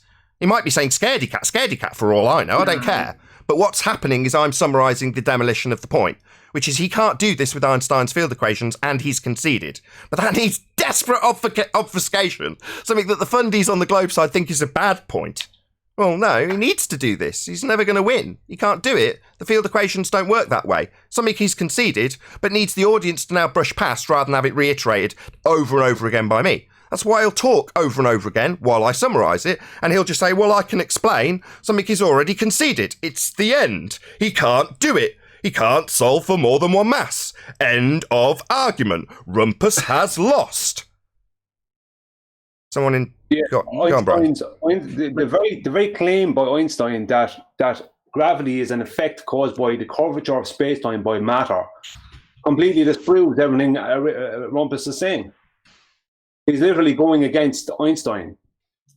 Yeah, he's completely shut down communications in Discord now. I'll just let the audience know that. That's why his light's permanently on. He's not listening to anything anybody says now, hoping that he can obfuscate the point for maybe a few people in Discord. Okay, fair enough, Rumpus. Keep talking indefinitely. I'll just point out once more while he talks indefinitely that Einstein can't solve for more than one mass with his field equations. Just point that out. Thank you. Well, I'm kind of curious that if Rumpus really thinks that he can do that, I'd like to hear what that entails to really make sure how delusional he is about that assumption, if that's okay with anyone else. He won't listen to a question to you. He's completely shut down all communications with Discord. Right, but we've basically concluded that the field equations of Einstein cannot be used, but Rumpus seems to be wanting to say that he can. So I'm kind of curious as to, in his mind, how he thinks he can do that. Already knowing he's going to be wrong, pretty much. But I'm kind of curious. You can solve it numerically.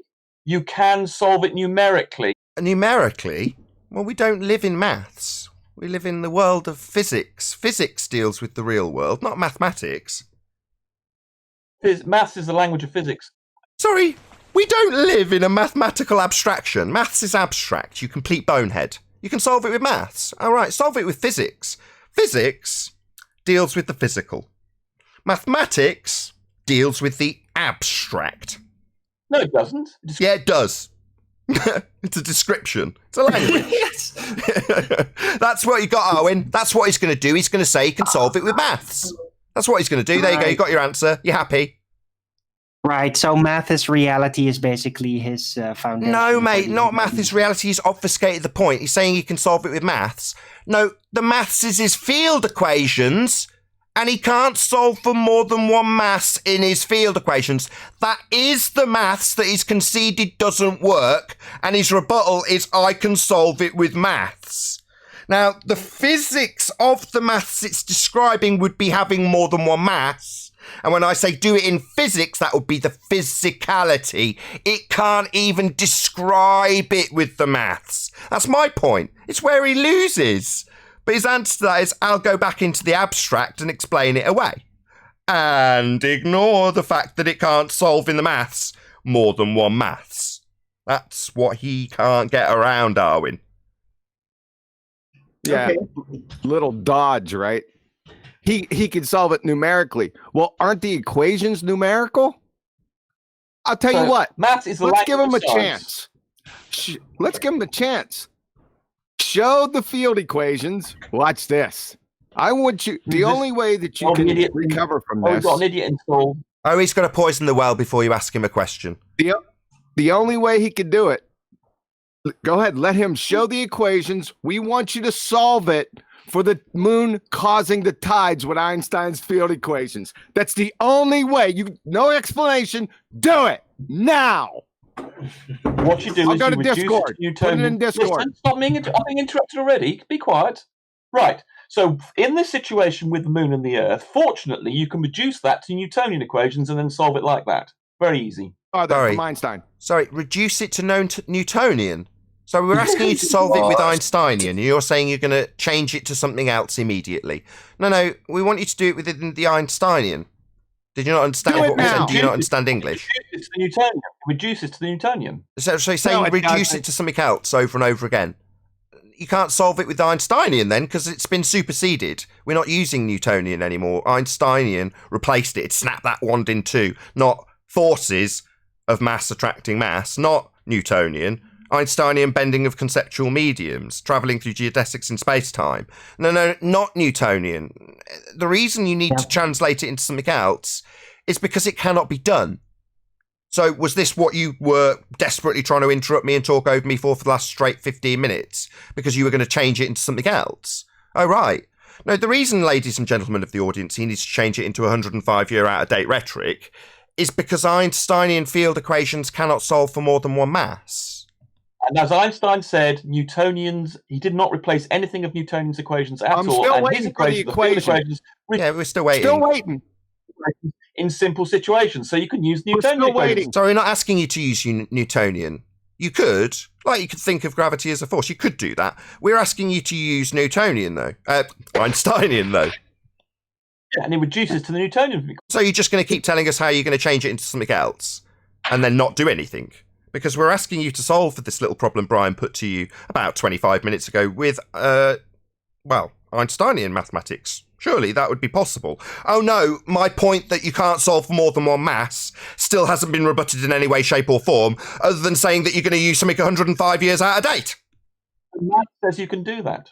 The maths in Einsteinian says you can't solve for more than one mass. But you can, in simple situations, you can. Let's do it. Go on then. I'm But still not waiting. in the general case. Go on then. And I'm if still you waiting. and in the simple case, I'm when in you've got something Discord. like the Earth Shut and the Moon, fuck up and you put can the damn get equation hold down on, here don't and interrupt me. solve Let it someone finish. for the damn tides with the moon and the earth. Yeah, solve it for the tides. That's what you were asked about 20 minutes ago. Just for the audience's benefit, he hasn't done it. He doesn't even Because know the you- equations. If How many Einstein equations were does here, Einstein? he would say, "Oh, in the simple situation, the Earth We and don't Moon want to don't hear reduce anything. Newtonian Solve equation." the equation. Do it now. Yeah, it's all about the maths. You said you could solve it with maths. We want to see the field equation from Einstein solving this problem of the tides. Go. You can't make the math. Do you want me to actually show you the procedure to reduce the general relativity equations to the Admit it. Newtonian equation? No. Did ask yourself this, ladies and gentlemen of the audience. Did we just ask Rumpus to show us how Einsteinian reduces to Newtonian, or did we ask him to solve the problem of tides, that would be two masses, with Einsteinian mathematics? But they convert to Rumpus, you Newtonian appear at to that be level. So he's telling Fine. us how they convert to Newtonian, ladies and gentlemen. Doesn't seem to be solving this maths that he told us was solvable with maths. And obviously, as we're talking about Einsteinian maths, we want it solved with Einsteinian. Now, as I'm going to tell the audience fact, he cannot do this. It's not possible. Einstein's equations will not work for more than one mass.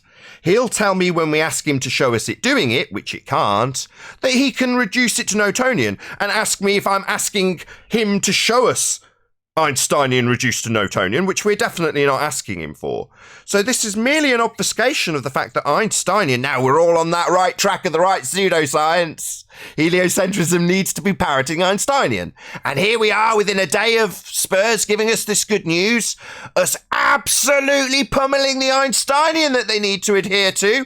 But it doesn't take them long to revert back to the old 105-year out-of-date rhetoric now, does it? As Rumpus is demonstrating. And why is he demonstrating that? Well, because he can't solve for more than one mass. It is perfectly. Perfectly, he can't solve for more than one mass. That seems like a piece of crap to me. Math. You look at the equation for Einstein field equations. And they can't solve for more than one mass. Let's go. Do it. Go on then. Let's see it happen. Okay, so you want me to? Okay, I'll show you the maths. I'll show you the paper that demonstrates this. If No, you not like, the you have to paper. let me I want you to share. do the math right now. Okay, well, I'll go and get the paper. Hold on. How many field equations does Einstein have? I think 10 partial differential equations. Okay. Yep, that's correct. Go ahead and put down the equation and solve for tides between the moon and the Earth. Right, first of all, I'm going to reduce them to Newtonian equations. Sorry, we haven't asked for Newtonian. There isn't any Newtonian in it. But there is. They reduced to Newtonian equations. Sorry, ladies Where's and the gentlemen. Newtonian mathematics in Einstein's field equations? Let's just point it out again for the audience. He's been asked to solve for the tide problem with Einsteinian. Why am I being talked You through? probably could if you lift it up and put your legs under and then drop them. Anthony, go on mute. For crying out loud. Pardon? He's been asked Go on mute. We can hear you. He's been asked to solve the tides with Einsteinian. And he said, yes, I'll go away and get the paper. I'll show you how it reduces to Newtonian. Again! Yeah, because they all reduce. We're not asking you to reduce it to 105-year out-of-date rhetoric that's been replaced, superseded by Einsteinian. We want you to use the Einsteinian. But they all reduce to Newtonian. We don't care what it reduces to for about the 10th time. Now, I'm going to tell you why he keeps pointing out, like I said earlier when Alwyn was like, no, we need to know what he's actually going to try and get around with this. He can't get around this. He cannot. Einstein's field equations cannot solve for more than one mass. So he can't get around it. All he can do, and that's the only tactic, it's necessary. Because to the audience perception, like Arwen's perception, maybe he's got something really juicy. No, he hasn't. What he's got, it's endless assertions that are going to reduce it down to 105-year out-of-date rhetoric that's been replaced with the very Einsteinian maths he's been asked to use and can't. So dilute that by saying, I've got an answer, maths solves it. Okay, show us the maths. Well, I'm going to show you the paper that reduces it to 105-year out-of-date rhetoric. We don't want that. We want to show you solve for something that cannot be solved by the very admission of Einstein himself. Well, no, I'll reduce it to something else. I'll get you the paper. Round and round we go.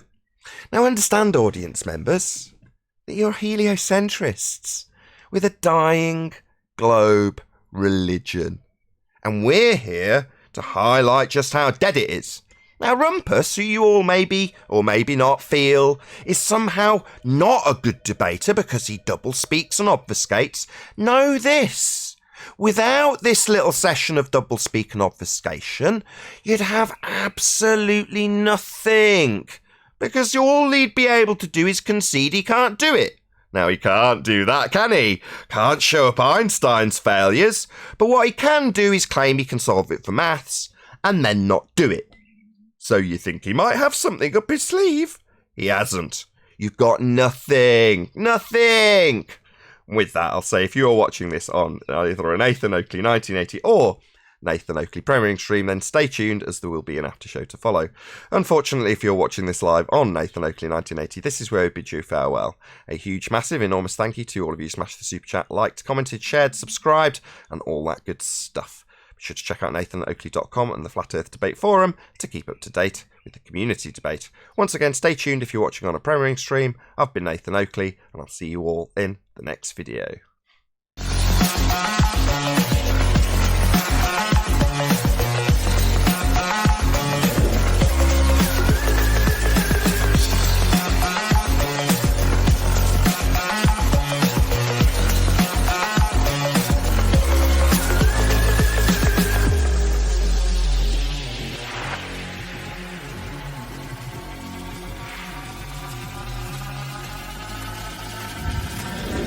Oh, what a day! What a lovely day!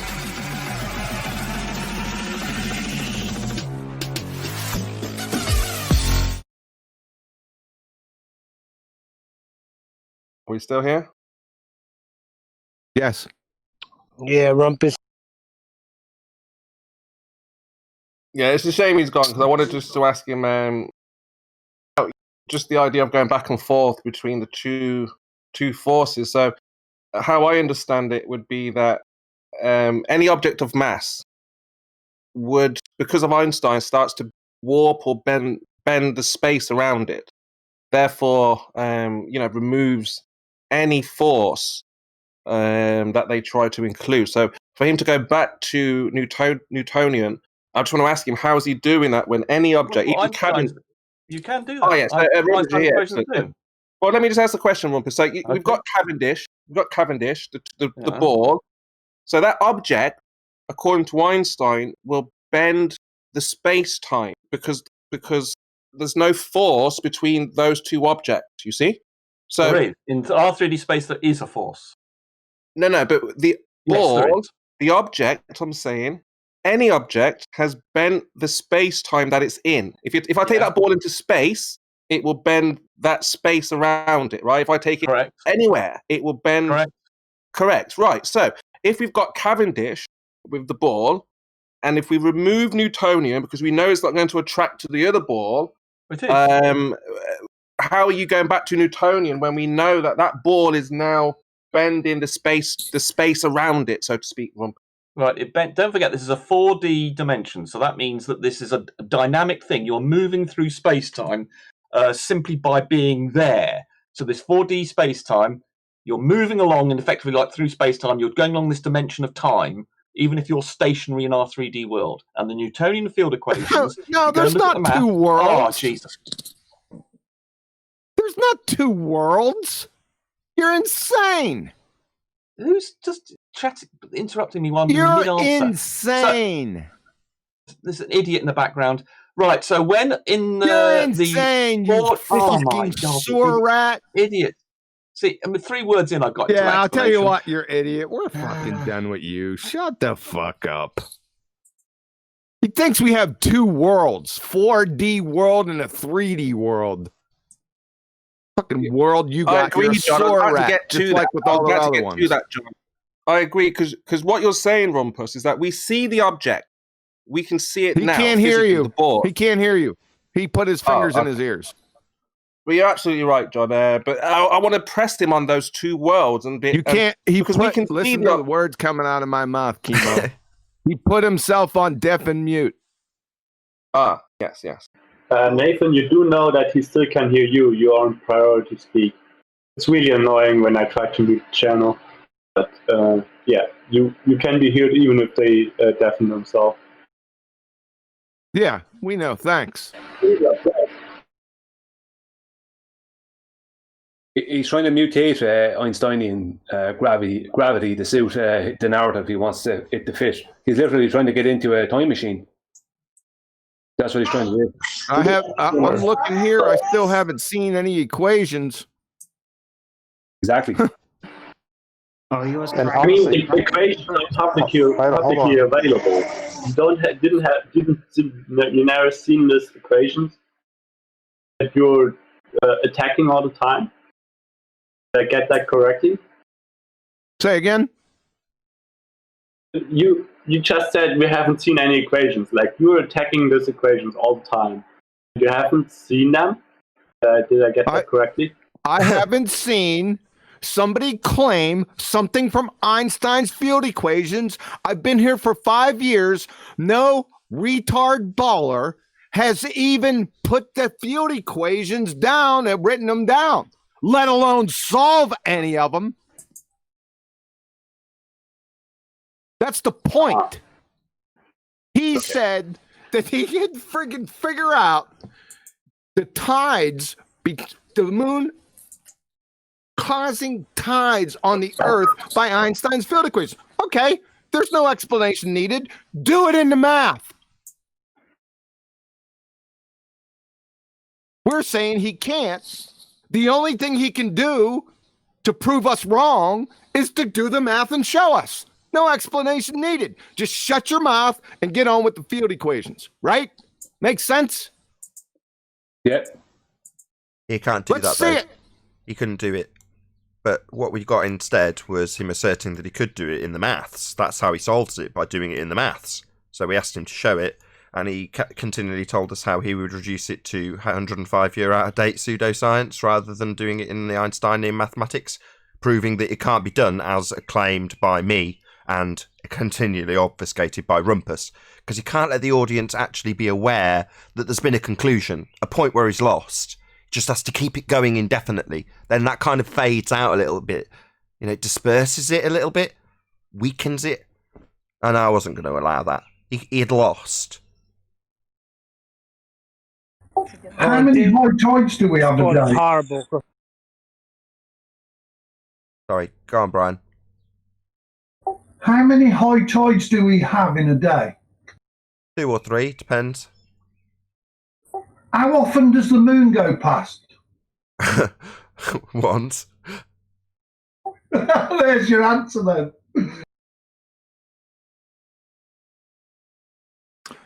Oh, and we're not going to need any field equations for that because that's a cause and effect relationship. We have this thing called, what is it again? Oh, yeah, the scientific method that validates cause and effect relationships.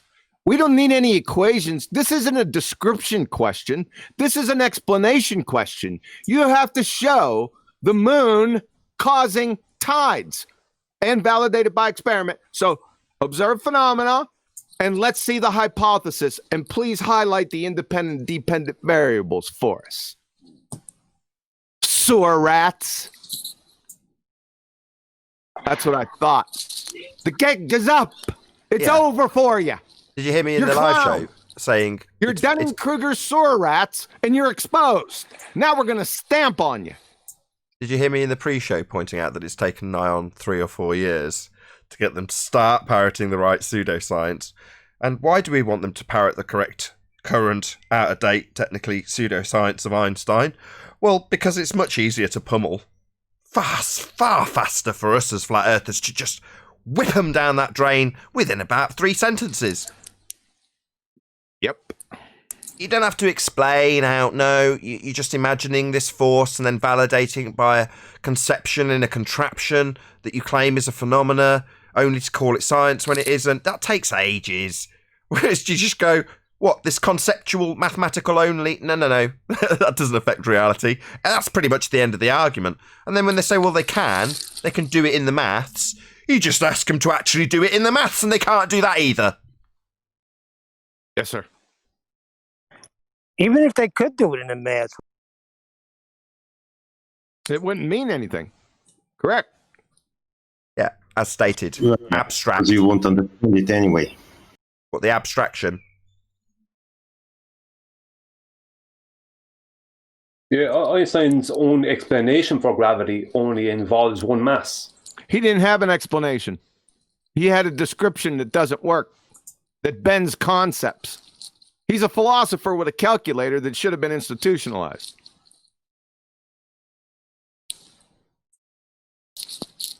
He's got another problem, too. Fairy tale violates friggin' Heisenberg's uncertainty principle. On your own narrative here. Like, you need to decide if it doesn't work and then show where it doesn't work, like where the contradiction within itself is, or you need to decide it's just abstract. No, we need to show where it doesn't work. No, that's not how it works. It's your positive claim that it does work. And when we point out that how could it possibly work, it's just a mathematical description of something. Or it does work in theory, but it's just... In theory? No, this isn't theory. This is definitely not science. It's maths. Okay, yeah, but that does not say that does not follow from that. It does not follow that it doesn't work. Work? What do you mean work? Work how? It's an abstraction. It's just a description of something. How can something that describes work? It can't do anything. What do you mean by work? Well, what do you mean by work? I'm not saying it, you are. Well, you said it does not work, right? It can't do anything. It's a description in maths. It can't do anything. It's not physics. It's not physical. It can't do anything. And you say, well, it works. Well, work to me implies an energy. Yeah? Physics is a description of observed reality. That's fascinating. So when you say this Einsteinian mathematics of a conceptual medium works, what's it working on? Not reality, mate, because it's maths. What do you mean with it does not work? Sorry, it's your claim. You say it does work. And I'm asking, what the hell do you mean? I just explained that with working, I mean it's logically consistent with itself, within itself. Oh, right. So the maths works within the maths. And how precisely, pray tell, does that affect reality? In the slightest. He's just talked through me, hasn't he? He hasn't listened to me. He's doing a rumpus on me. He's just not very skilled at it. Shut up. Stop talking through me. Stop it. Hello? Stop talking through me. Hello? Hello? Hello? Are we going to get 5 minutes of this asshole? Excuse me. Pray tell, how does something working mathematically affect reality? Explain, please. It doesn't. So who gives a shiny shite about whether or not this quote-unquote fucking works or not? It doesn't affect reality. It does not, what's the words I used earlier? Do anything! You're cutting out there. What did you say? It doesn't do anything, mate. Well, it can't. It's not sentient. So, yeah, by definition, it does. No description of anything does ever do anything because. So I'll ask again. So, let's try again. That's your point. Yeah, my point is, how in unholy Christ does this affect anything to do with the physical reality we inhabit? The description does describe if Einstein's equation describes observed reality, then this understanding affects how we understand the world. It does not change the reality of the observed reality. Go ahead and solve it. Go ahead and do it for us and show us. That's the case for any physics, by the way. Right, did you hear what you were asked to do? It's not the case for any physics. You don't know what physics is.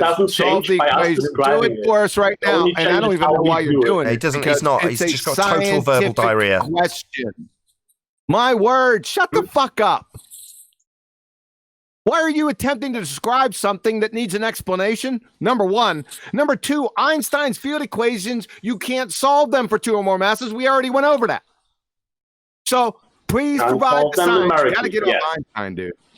He's got rumpus syndrome. Whenever they're being pummeled, they feel the need to talk through it because they can't possibly tolerate having it pointed out how wrong they are, or be asked to actually give us this maths.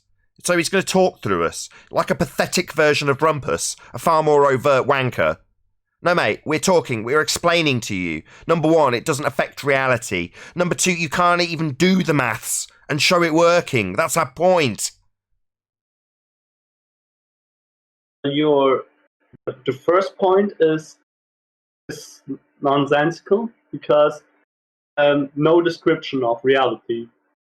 Physics, however we describe things, observed reality does not change the observed reality. That's correct. So that's a nonsensical point that you're making because that's true in any case.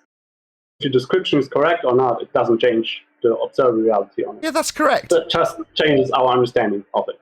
Yeah, that's right, mate. So when I say your description in Einsteinian pseudo-Riemannian force space doesn't affect reality in the slightest, it's just a description of something that may or may not be correct. But we go on to ask you to utilize the field equations to actually solve a specific problem. In this example, beautifully put by Brian, how do you explain the tides? Now, the tides would involve, according to the rhetoric, two masses. That would be Earth and Moon. Now, we asked Rumpus to solve that. Now, you say it works. Now, works doesn't mean anything in actual reality, but now we'll dive into the conceptual medium that is Einsteinian mathematics and say, let's see it work. Okay. And you have not seen a calculation of that kind? You're making this claim, you complete retard. So now, what happens next, mate, is not me doing it, shock horror, it's you showing us that it works. Now, given that we've pointed out on no less than 20 separate occasions on this show that you cannot solve for more than one maths, then why would you believe it works? Is it that you're deaf and you haven't listened to that repeated? It's okay. It's okay, yeah. Mumble. Yeah, mate. So, when you tell me it works and you ask me how it doesn't work, and we tell you on 20 separate occasions that you can't solve for more than one mass, and then we go round in a little circle with you saying, well, you're not just showing us how it doesn't work, How does it not work? And I point out that it's your claim, and you need to show it does work. And then we point out again for the 21st time that you can't solve for more than one mass with this maths. Take one step at a time. So I'm having no problem with you just asking for this equation for this calculation. If you want to have this shown to you, right? That's not a problem in itself. Right? No, that's not what we asked for. That's not what we asked for. Stop! Hello? Is he ever going to shut up? That's not what we asked for. Do you know what we asked for? You deaf? Are you deaf? What you asked for is to show it working with the specific example of how types work, right? Go on. Which was? Okay, so if you ask for this until you have shown a solution and then point out where it's wrong, you cannot say it does not work. Sorry, mate, I'm asking you to actually fucking do it. It does not Are you work. listening? Are you paying attention? Okay, You've misrepresented what I've asked for, and now you've just parroted it back incorrectly, and now you won't fucking shut up. Now you won't shut up. He's just going to talk indefinitely. Mate, shut up. Stop talking. Stop talking. Hello. He did it. He pulled a rumpus. You need to show. You need to show. You need to show. That's what he kept on doing. Oi. Take him off mute. You're just making it. Hold on. Mate. And you need to show. Shut the fuck up! The supposed solution of it and show why it's wrong or why it's logically inconsistent. Okay, I will. Okay, I will. Right? I will.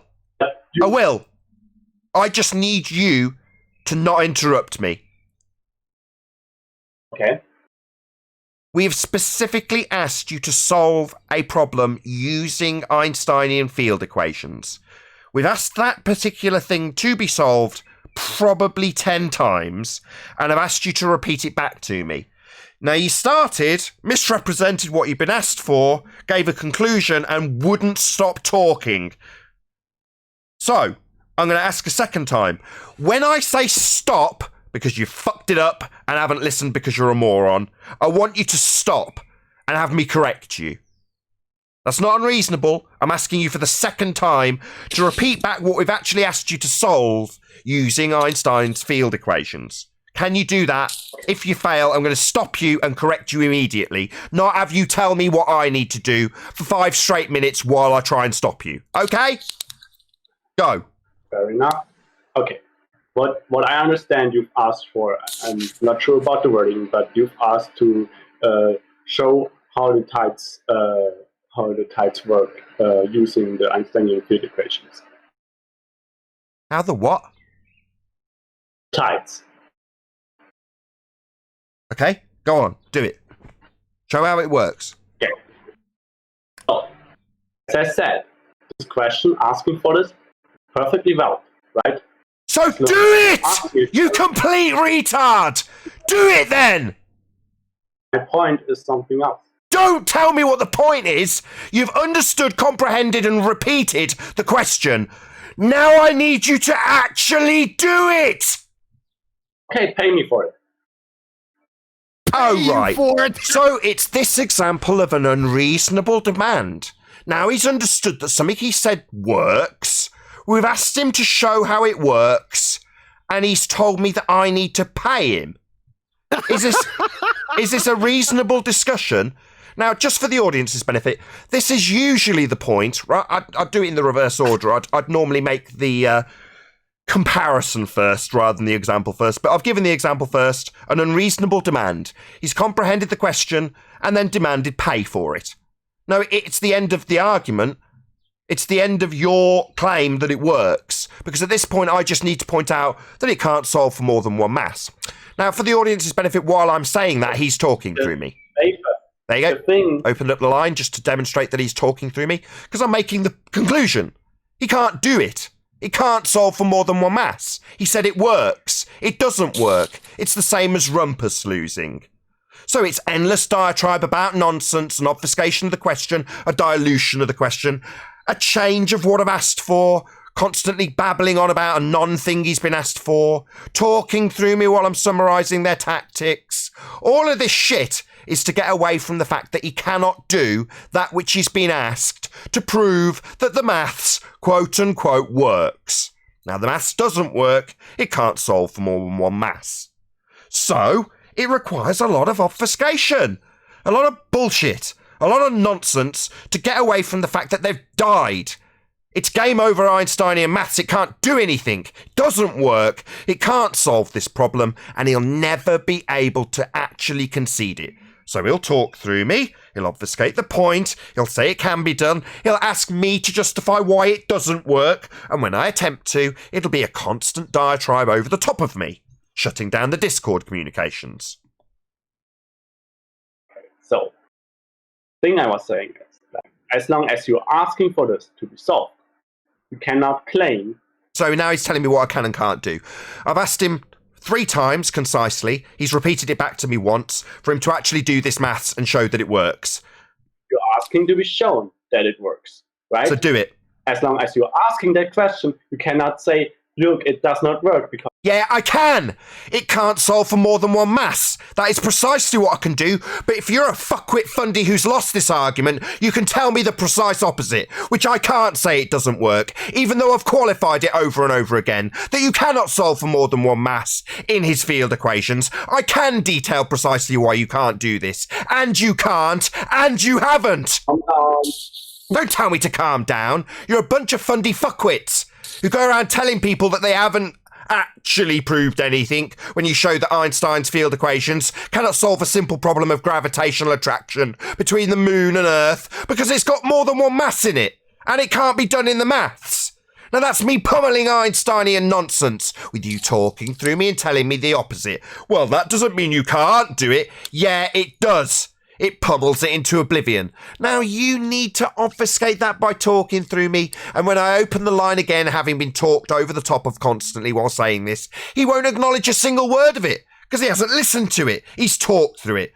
So in his mind and anybody who's on his panel, it doesn't seem that there's actually been anything to respond to. Well, there has. I'm telling you, yes, I can demolish it. I can tell you unequivocally that if you've got more than one maths, this maths cannot solve that problem. That's a fact. Hey, Nathan, we need to agree on what a solution is.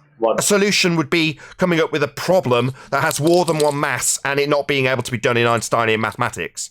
The field equations can't cope with that. Say it can't cope with that. That's right. It does not work. What do you mean with does not work? It means you can't solve for more than one mass. Or to put it really concisely, when asked if you can put the problem of a moon and Earth system attracting one another to give tides, you can't run that through the field equations because they can't solve for more than one mass.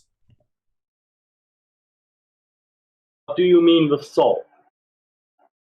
I mean, give us an answer to the problem. What do you think? You're asking me to define what solve means? This is the level, fundies. When the absurdity of the failure gets to the conclusion, you can ask me in rebuttal what solve means. Great rebuttal. Doesn't seem to be you presenting the math solving this problem, though, given that you said this works and asked me to justify how it doesn't, which is what I've done over and over again. It works. I just said that as long as you're asking to be shown how it works. Yeah, and it can't be, because it can't solve for more than one mass. Something you haven't acknowledged in this entire discussion, but now you're reversing the burden of proof for about the 5th time, and again talking over the top of me while I point out what you're doing. So again, I've had to shut down your line because I'm talking and you think it's necessary to talk over me while I do so. You seem to be lacking a little bit of knowledge in... Oh, right, it's the you don't understand tactic. Pay close attention, fundies, because this is the best maths we've ever seen. This is this guy solving this problem that can't be solved. It's him telling me that I've got a lack of intelligence. Yeah, that's a really wonderful ad hominem attack, and now I'm pointing out the logical fallacy he's used. Yet again, he is talking over the top of me, because he's used an ad hominem logical fallacy rather than solving this problem, On my bed, he doesn't know what solve means and needs me to justify that, rather than presenting the maths. For the problem of a moon-Earth system and the gravitational attraction, you'd need to cause tides according to the rhetoric and the Einsteinian gravity that cannot solve for that because it can't solve for more than one mass, something that's been concisely summarised over and over again, and the rebuttals are you don't understand. And what does solve mean? You do not need to justify, we just need to agree on what it means. Agree on it not solving for more than one mass. Go. Why do you see everything as an attack? Why do you monologue so much? Because I'm winning, and I can concisely summarise how you lose. And that would require me to talk without interruption. And again, for the audience's benefit, while I'm saying that, within 3 breaths, he's talking through me. Again, I've had to close the line to Discord every time I start talking, because I know this fundy asshole will immediately talk through me the moment I start responding to him. It's a blatant lie.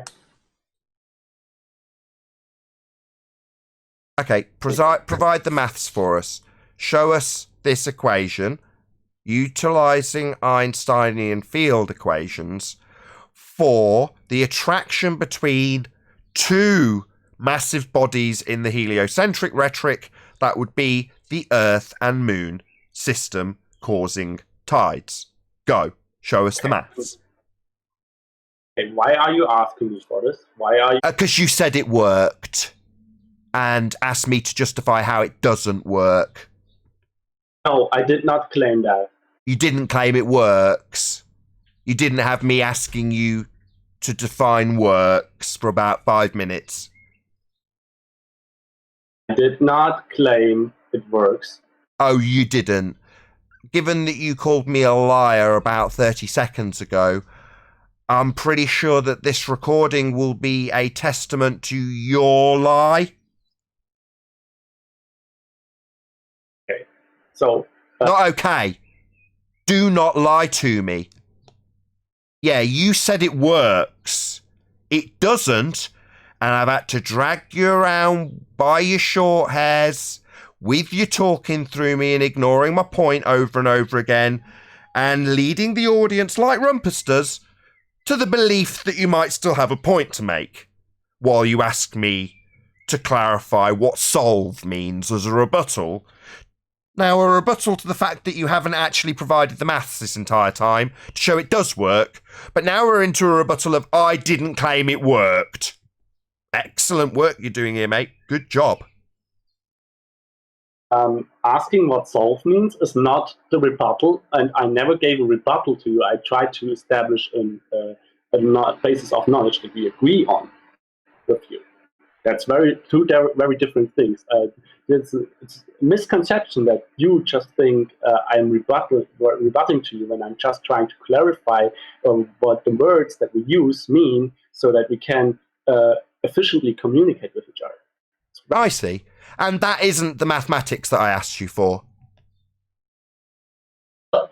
You're asking me for the maths based on the grounds that that you say I claim works. But yeah, you did. I know you're now saying it's just a claim I'm making. No, it was recorded, and I actually had to give clarity to what you meant by that word. You're a liar. Okay. So what I said was... Yeah, you're a liar.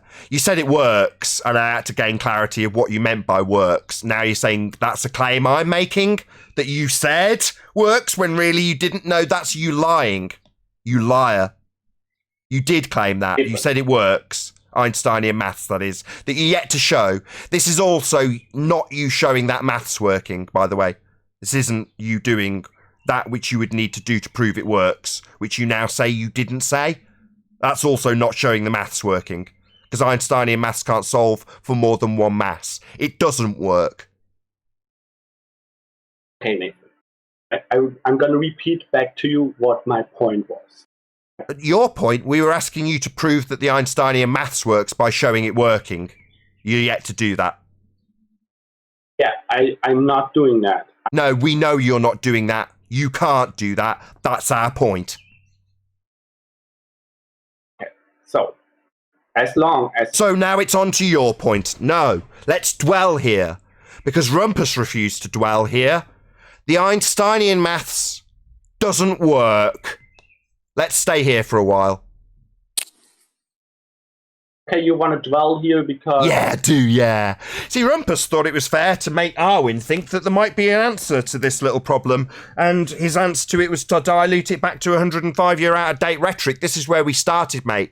And then you started asking me to justify how it does work or doesn't work when it wasn't my claim, isn't something I think is true, and I can debunk by pointing out that it can't solve for more than one mass. This is where we started, mate. Einsteinian maths doesn't work. It's a load of old bollocks.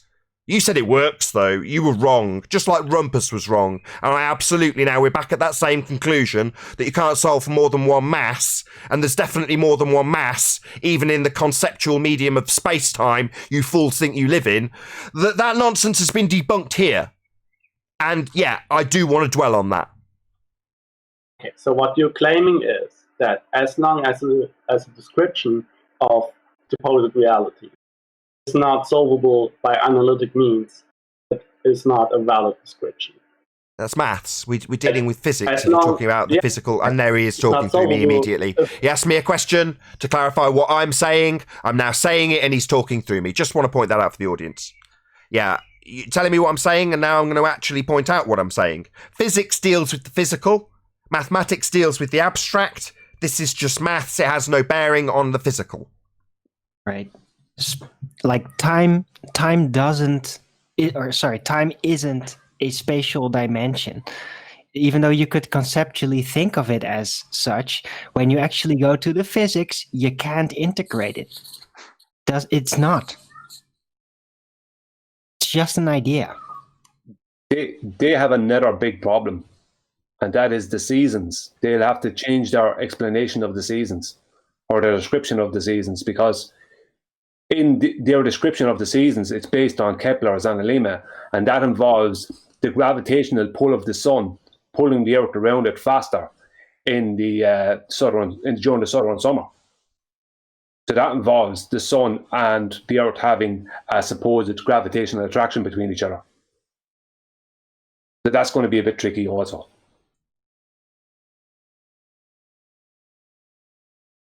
Indeed. The ballers just want their balls being attracted by balls back, you know? They want it back, even though they never really got it. Newton never claimed a hypothesis for it. And yeah, Cavendish happened, not really an experiment, but they still want it back. They want that mass being attracted by mass, even though it's not actually supported anymore. They can't help it. They want it back. So they'll twist everything that's been presented to them to make it fit somehow. But it doesn't really fit, though. Why do you do that, Nathan?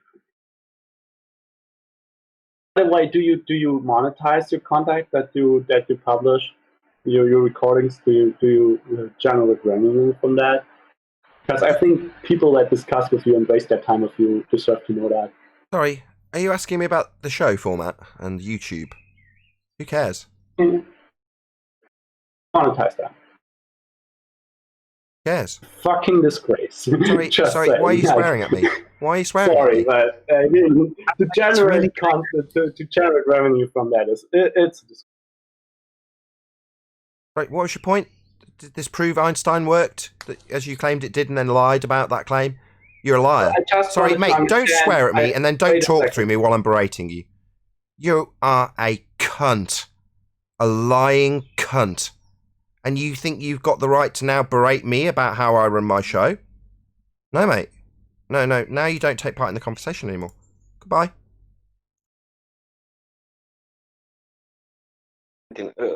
Gas pressure without container, and you say You how were you can really have gas triggered, pressure without man. container and vacuum, you know, and he said, and I said, okay, we cannot have gas, we cannot have that, we cannot have vacuum, and then I say, but it's working. How is that possible? Now, Nathan, you need to give me answers. How is that working? Gravity. How is what working?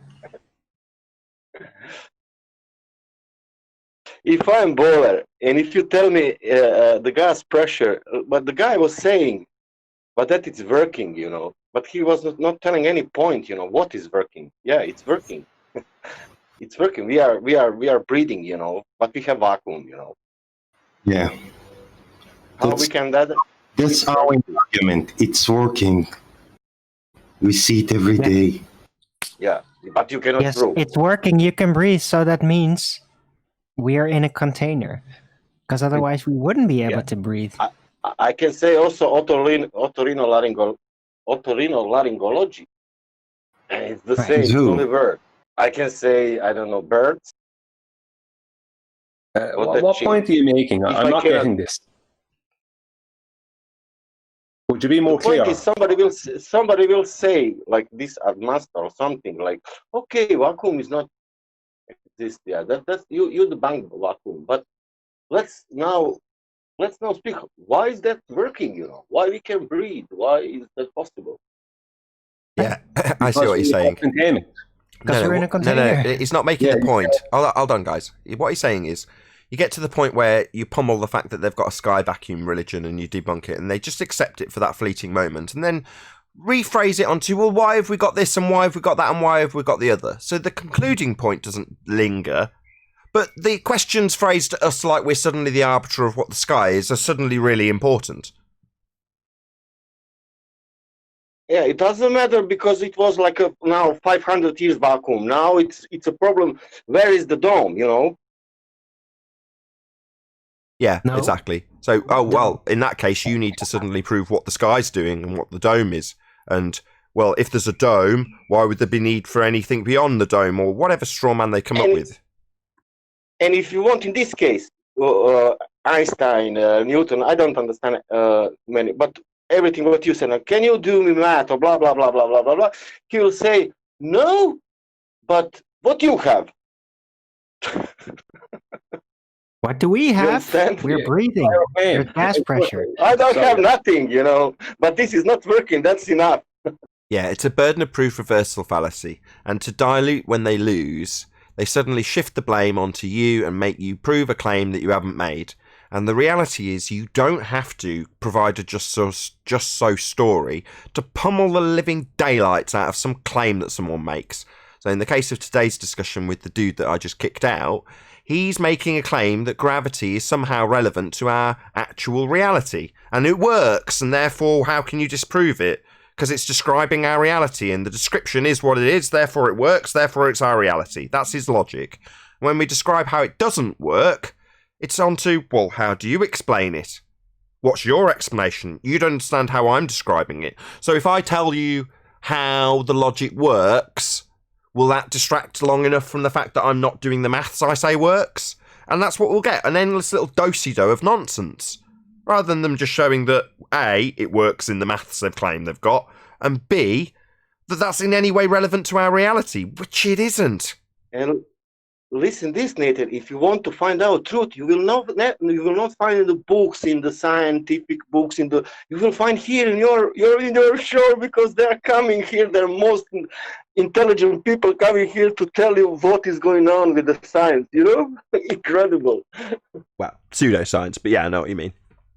Yeah, can you imagine? You can hear the most intelligent things that never ever was written in the books, you know?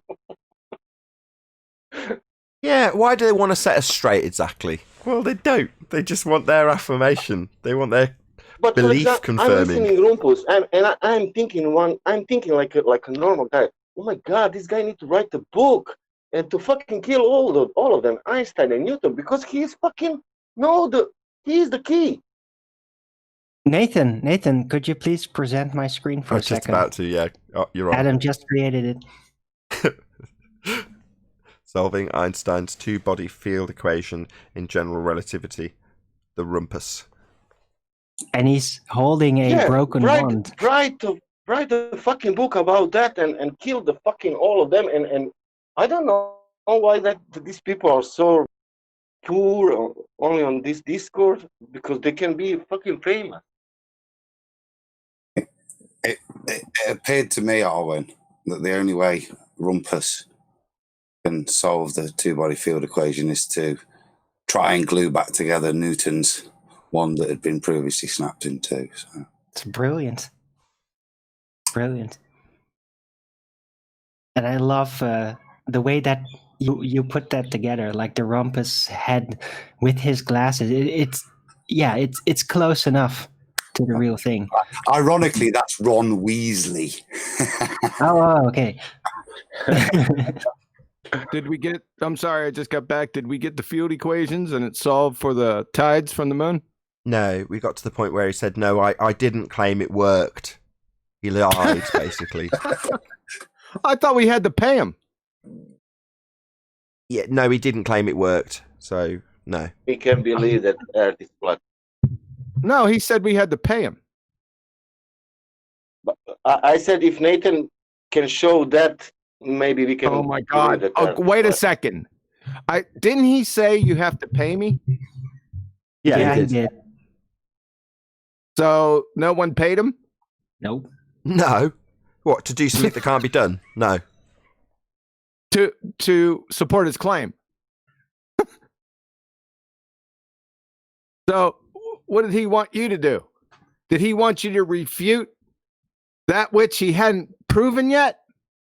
You can't. Yes. It doesn't work that way. Yeah. You make a claim, you have to prove it, not for us to disprove your imaginations. Our position is of non-existence. We can't prove non-existence. The evidence for non-existence is the non-existence itself. So you have to prove it. A modicum of proof first, then we'll disprove it. Can't disprove arguments from ignorance fallacies. You sewer rat muppets. In math, so they trust. I'm kind again unsatisfied a little bit, because if I go to the globe earthers now and say, right, we need a field equation for Einsteinian proving tides or, the moon, whatever it is, an equation you're asking for. So I'm pretty sure they'll get their heads together and go, boop, boop, boop, boop, boop. Yep, we have this equation. Mathematics can prove anything we want to. Where do we go from there once they produce an equation?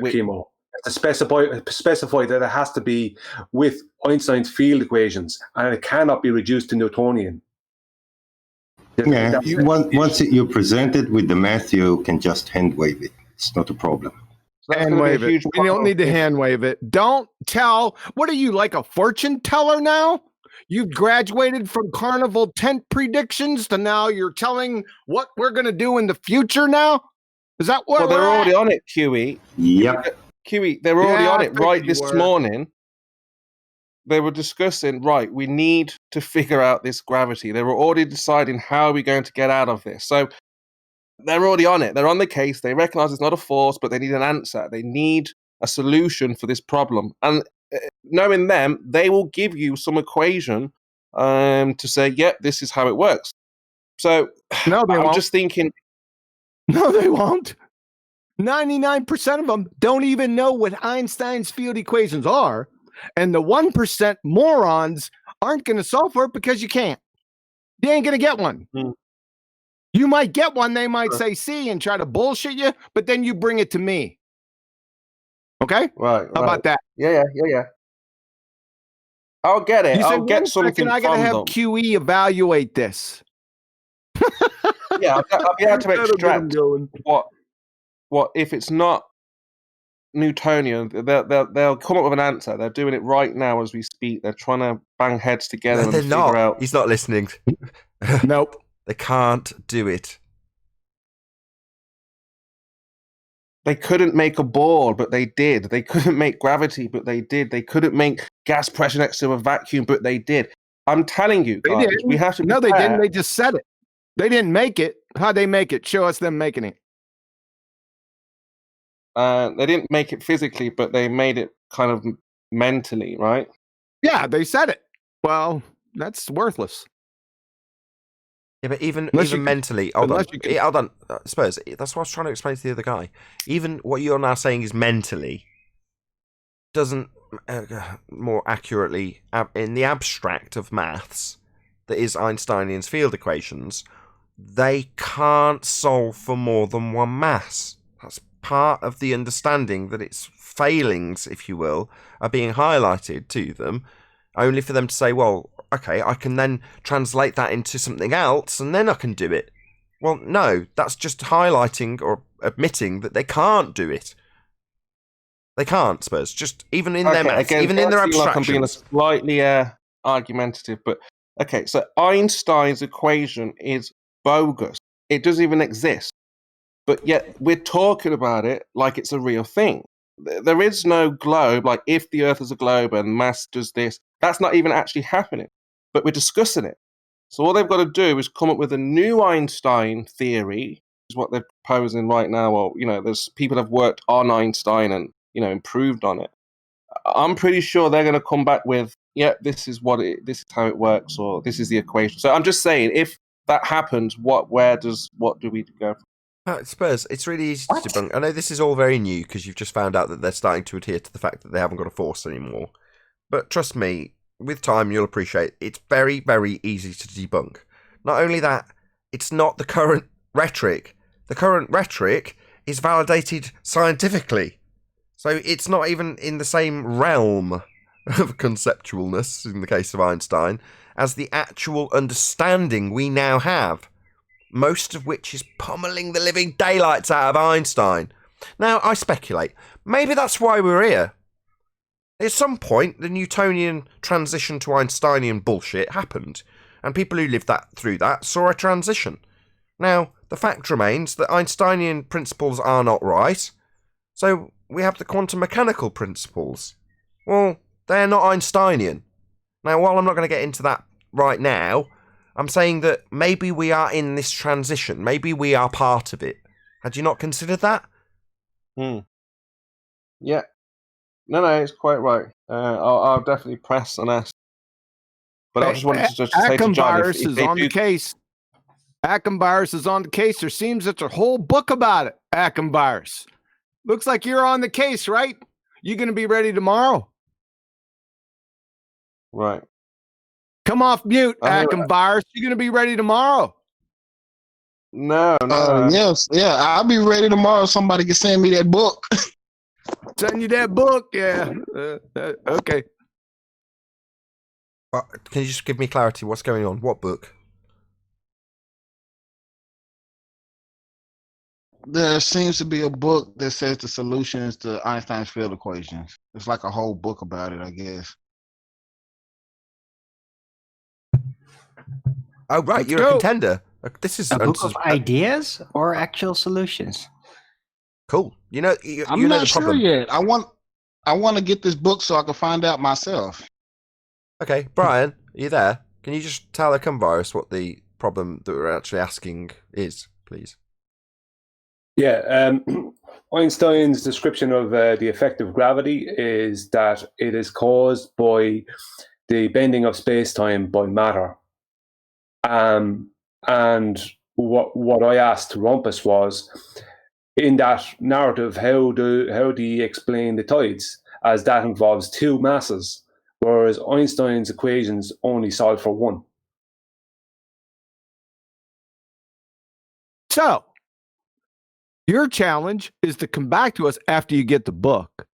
Come back to us and deal with this exact situation. We want to see Einstein's field equation solve for the tides on the moon. Now, after that, we're going to kind of need, because you only have an equation, you're not going to be able to do it, by the way. It's going to be fun, though. But after that, see, we really don't care because you can describe anything by mathematics. We want to know how the moon itself is causing the tides. So that's a cause and effect relationship. We're going to need the actual science. We want you to science the shit out of that. Okay? Can you do that? Perfect. With that, I'm going to say a huge, massive, enormous thank you to all of you tuned in on the Nathan Oakley or Nathan Oakley 1980 premiering streams for hopefully smashing the super chat, liking, commenting, sharing, subscribing, and all that good stuff. Of course, a massive thank you to today's Discord and G Plus panels for making today's after show possible. I've been Nathan Oakley, and I'll see you all in the next video.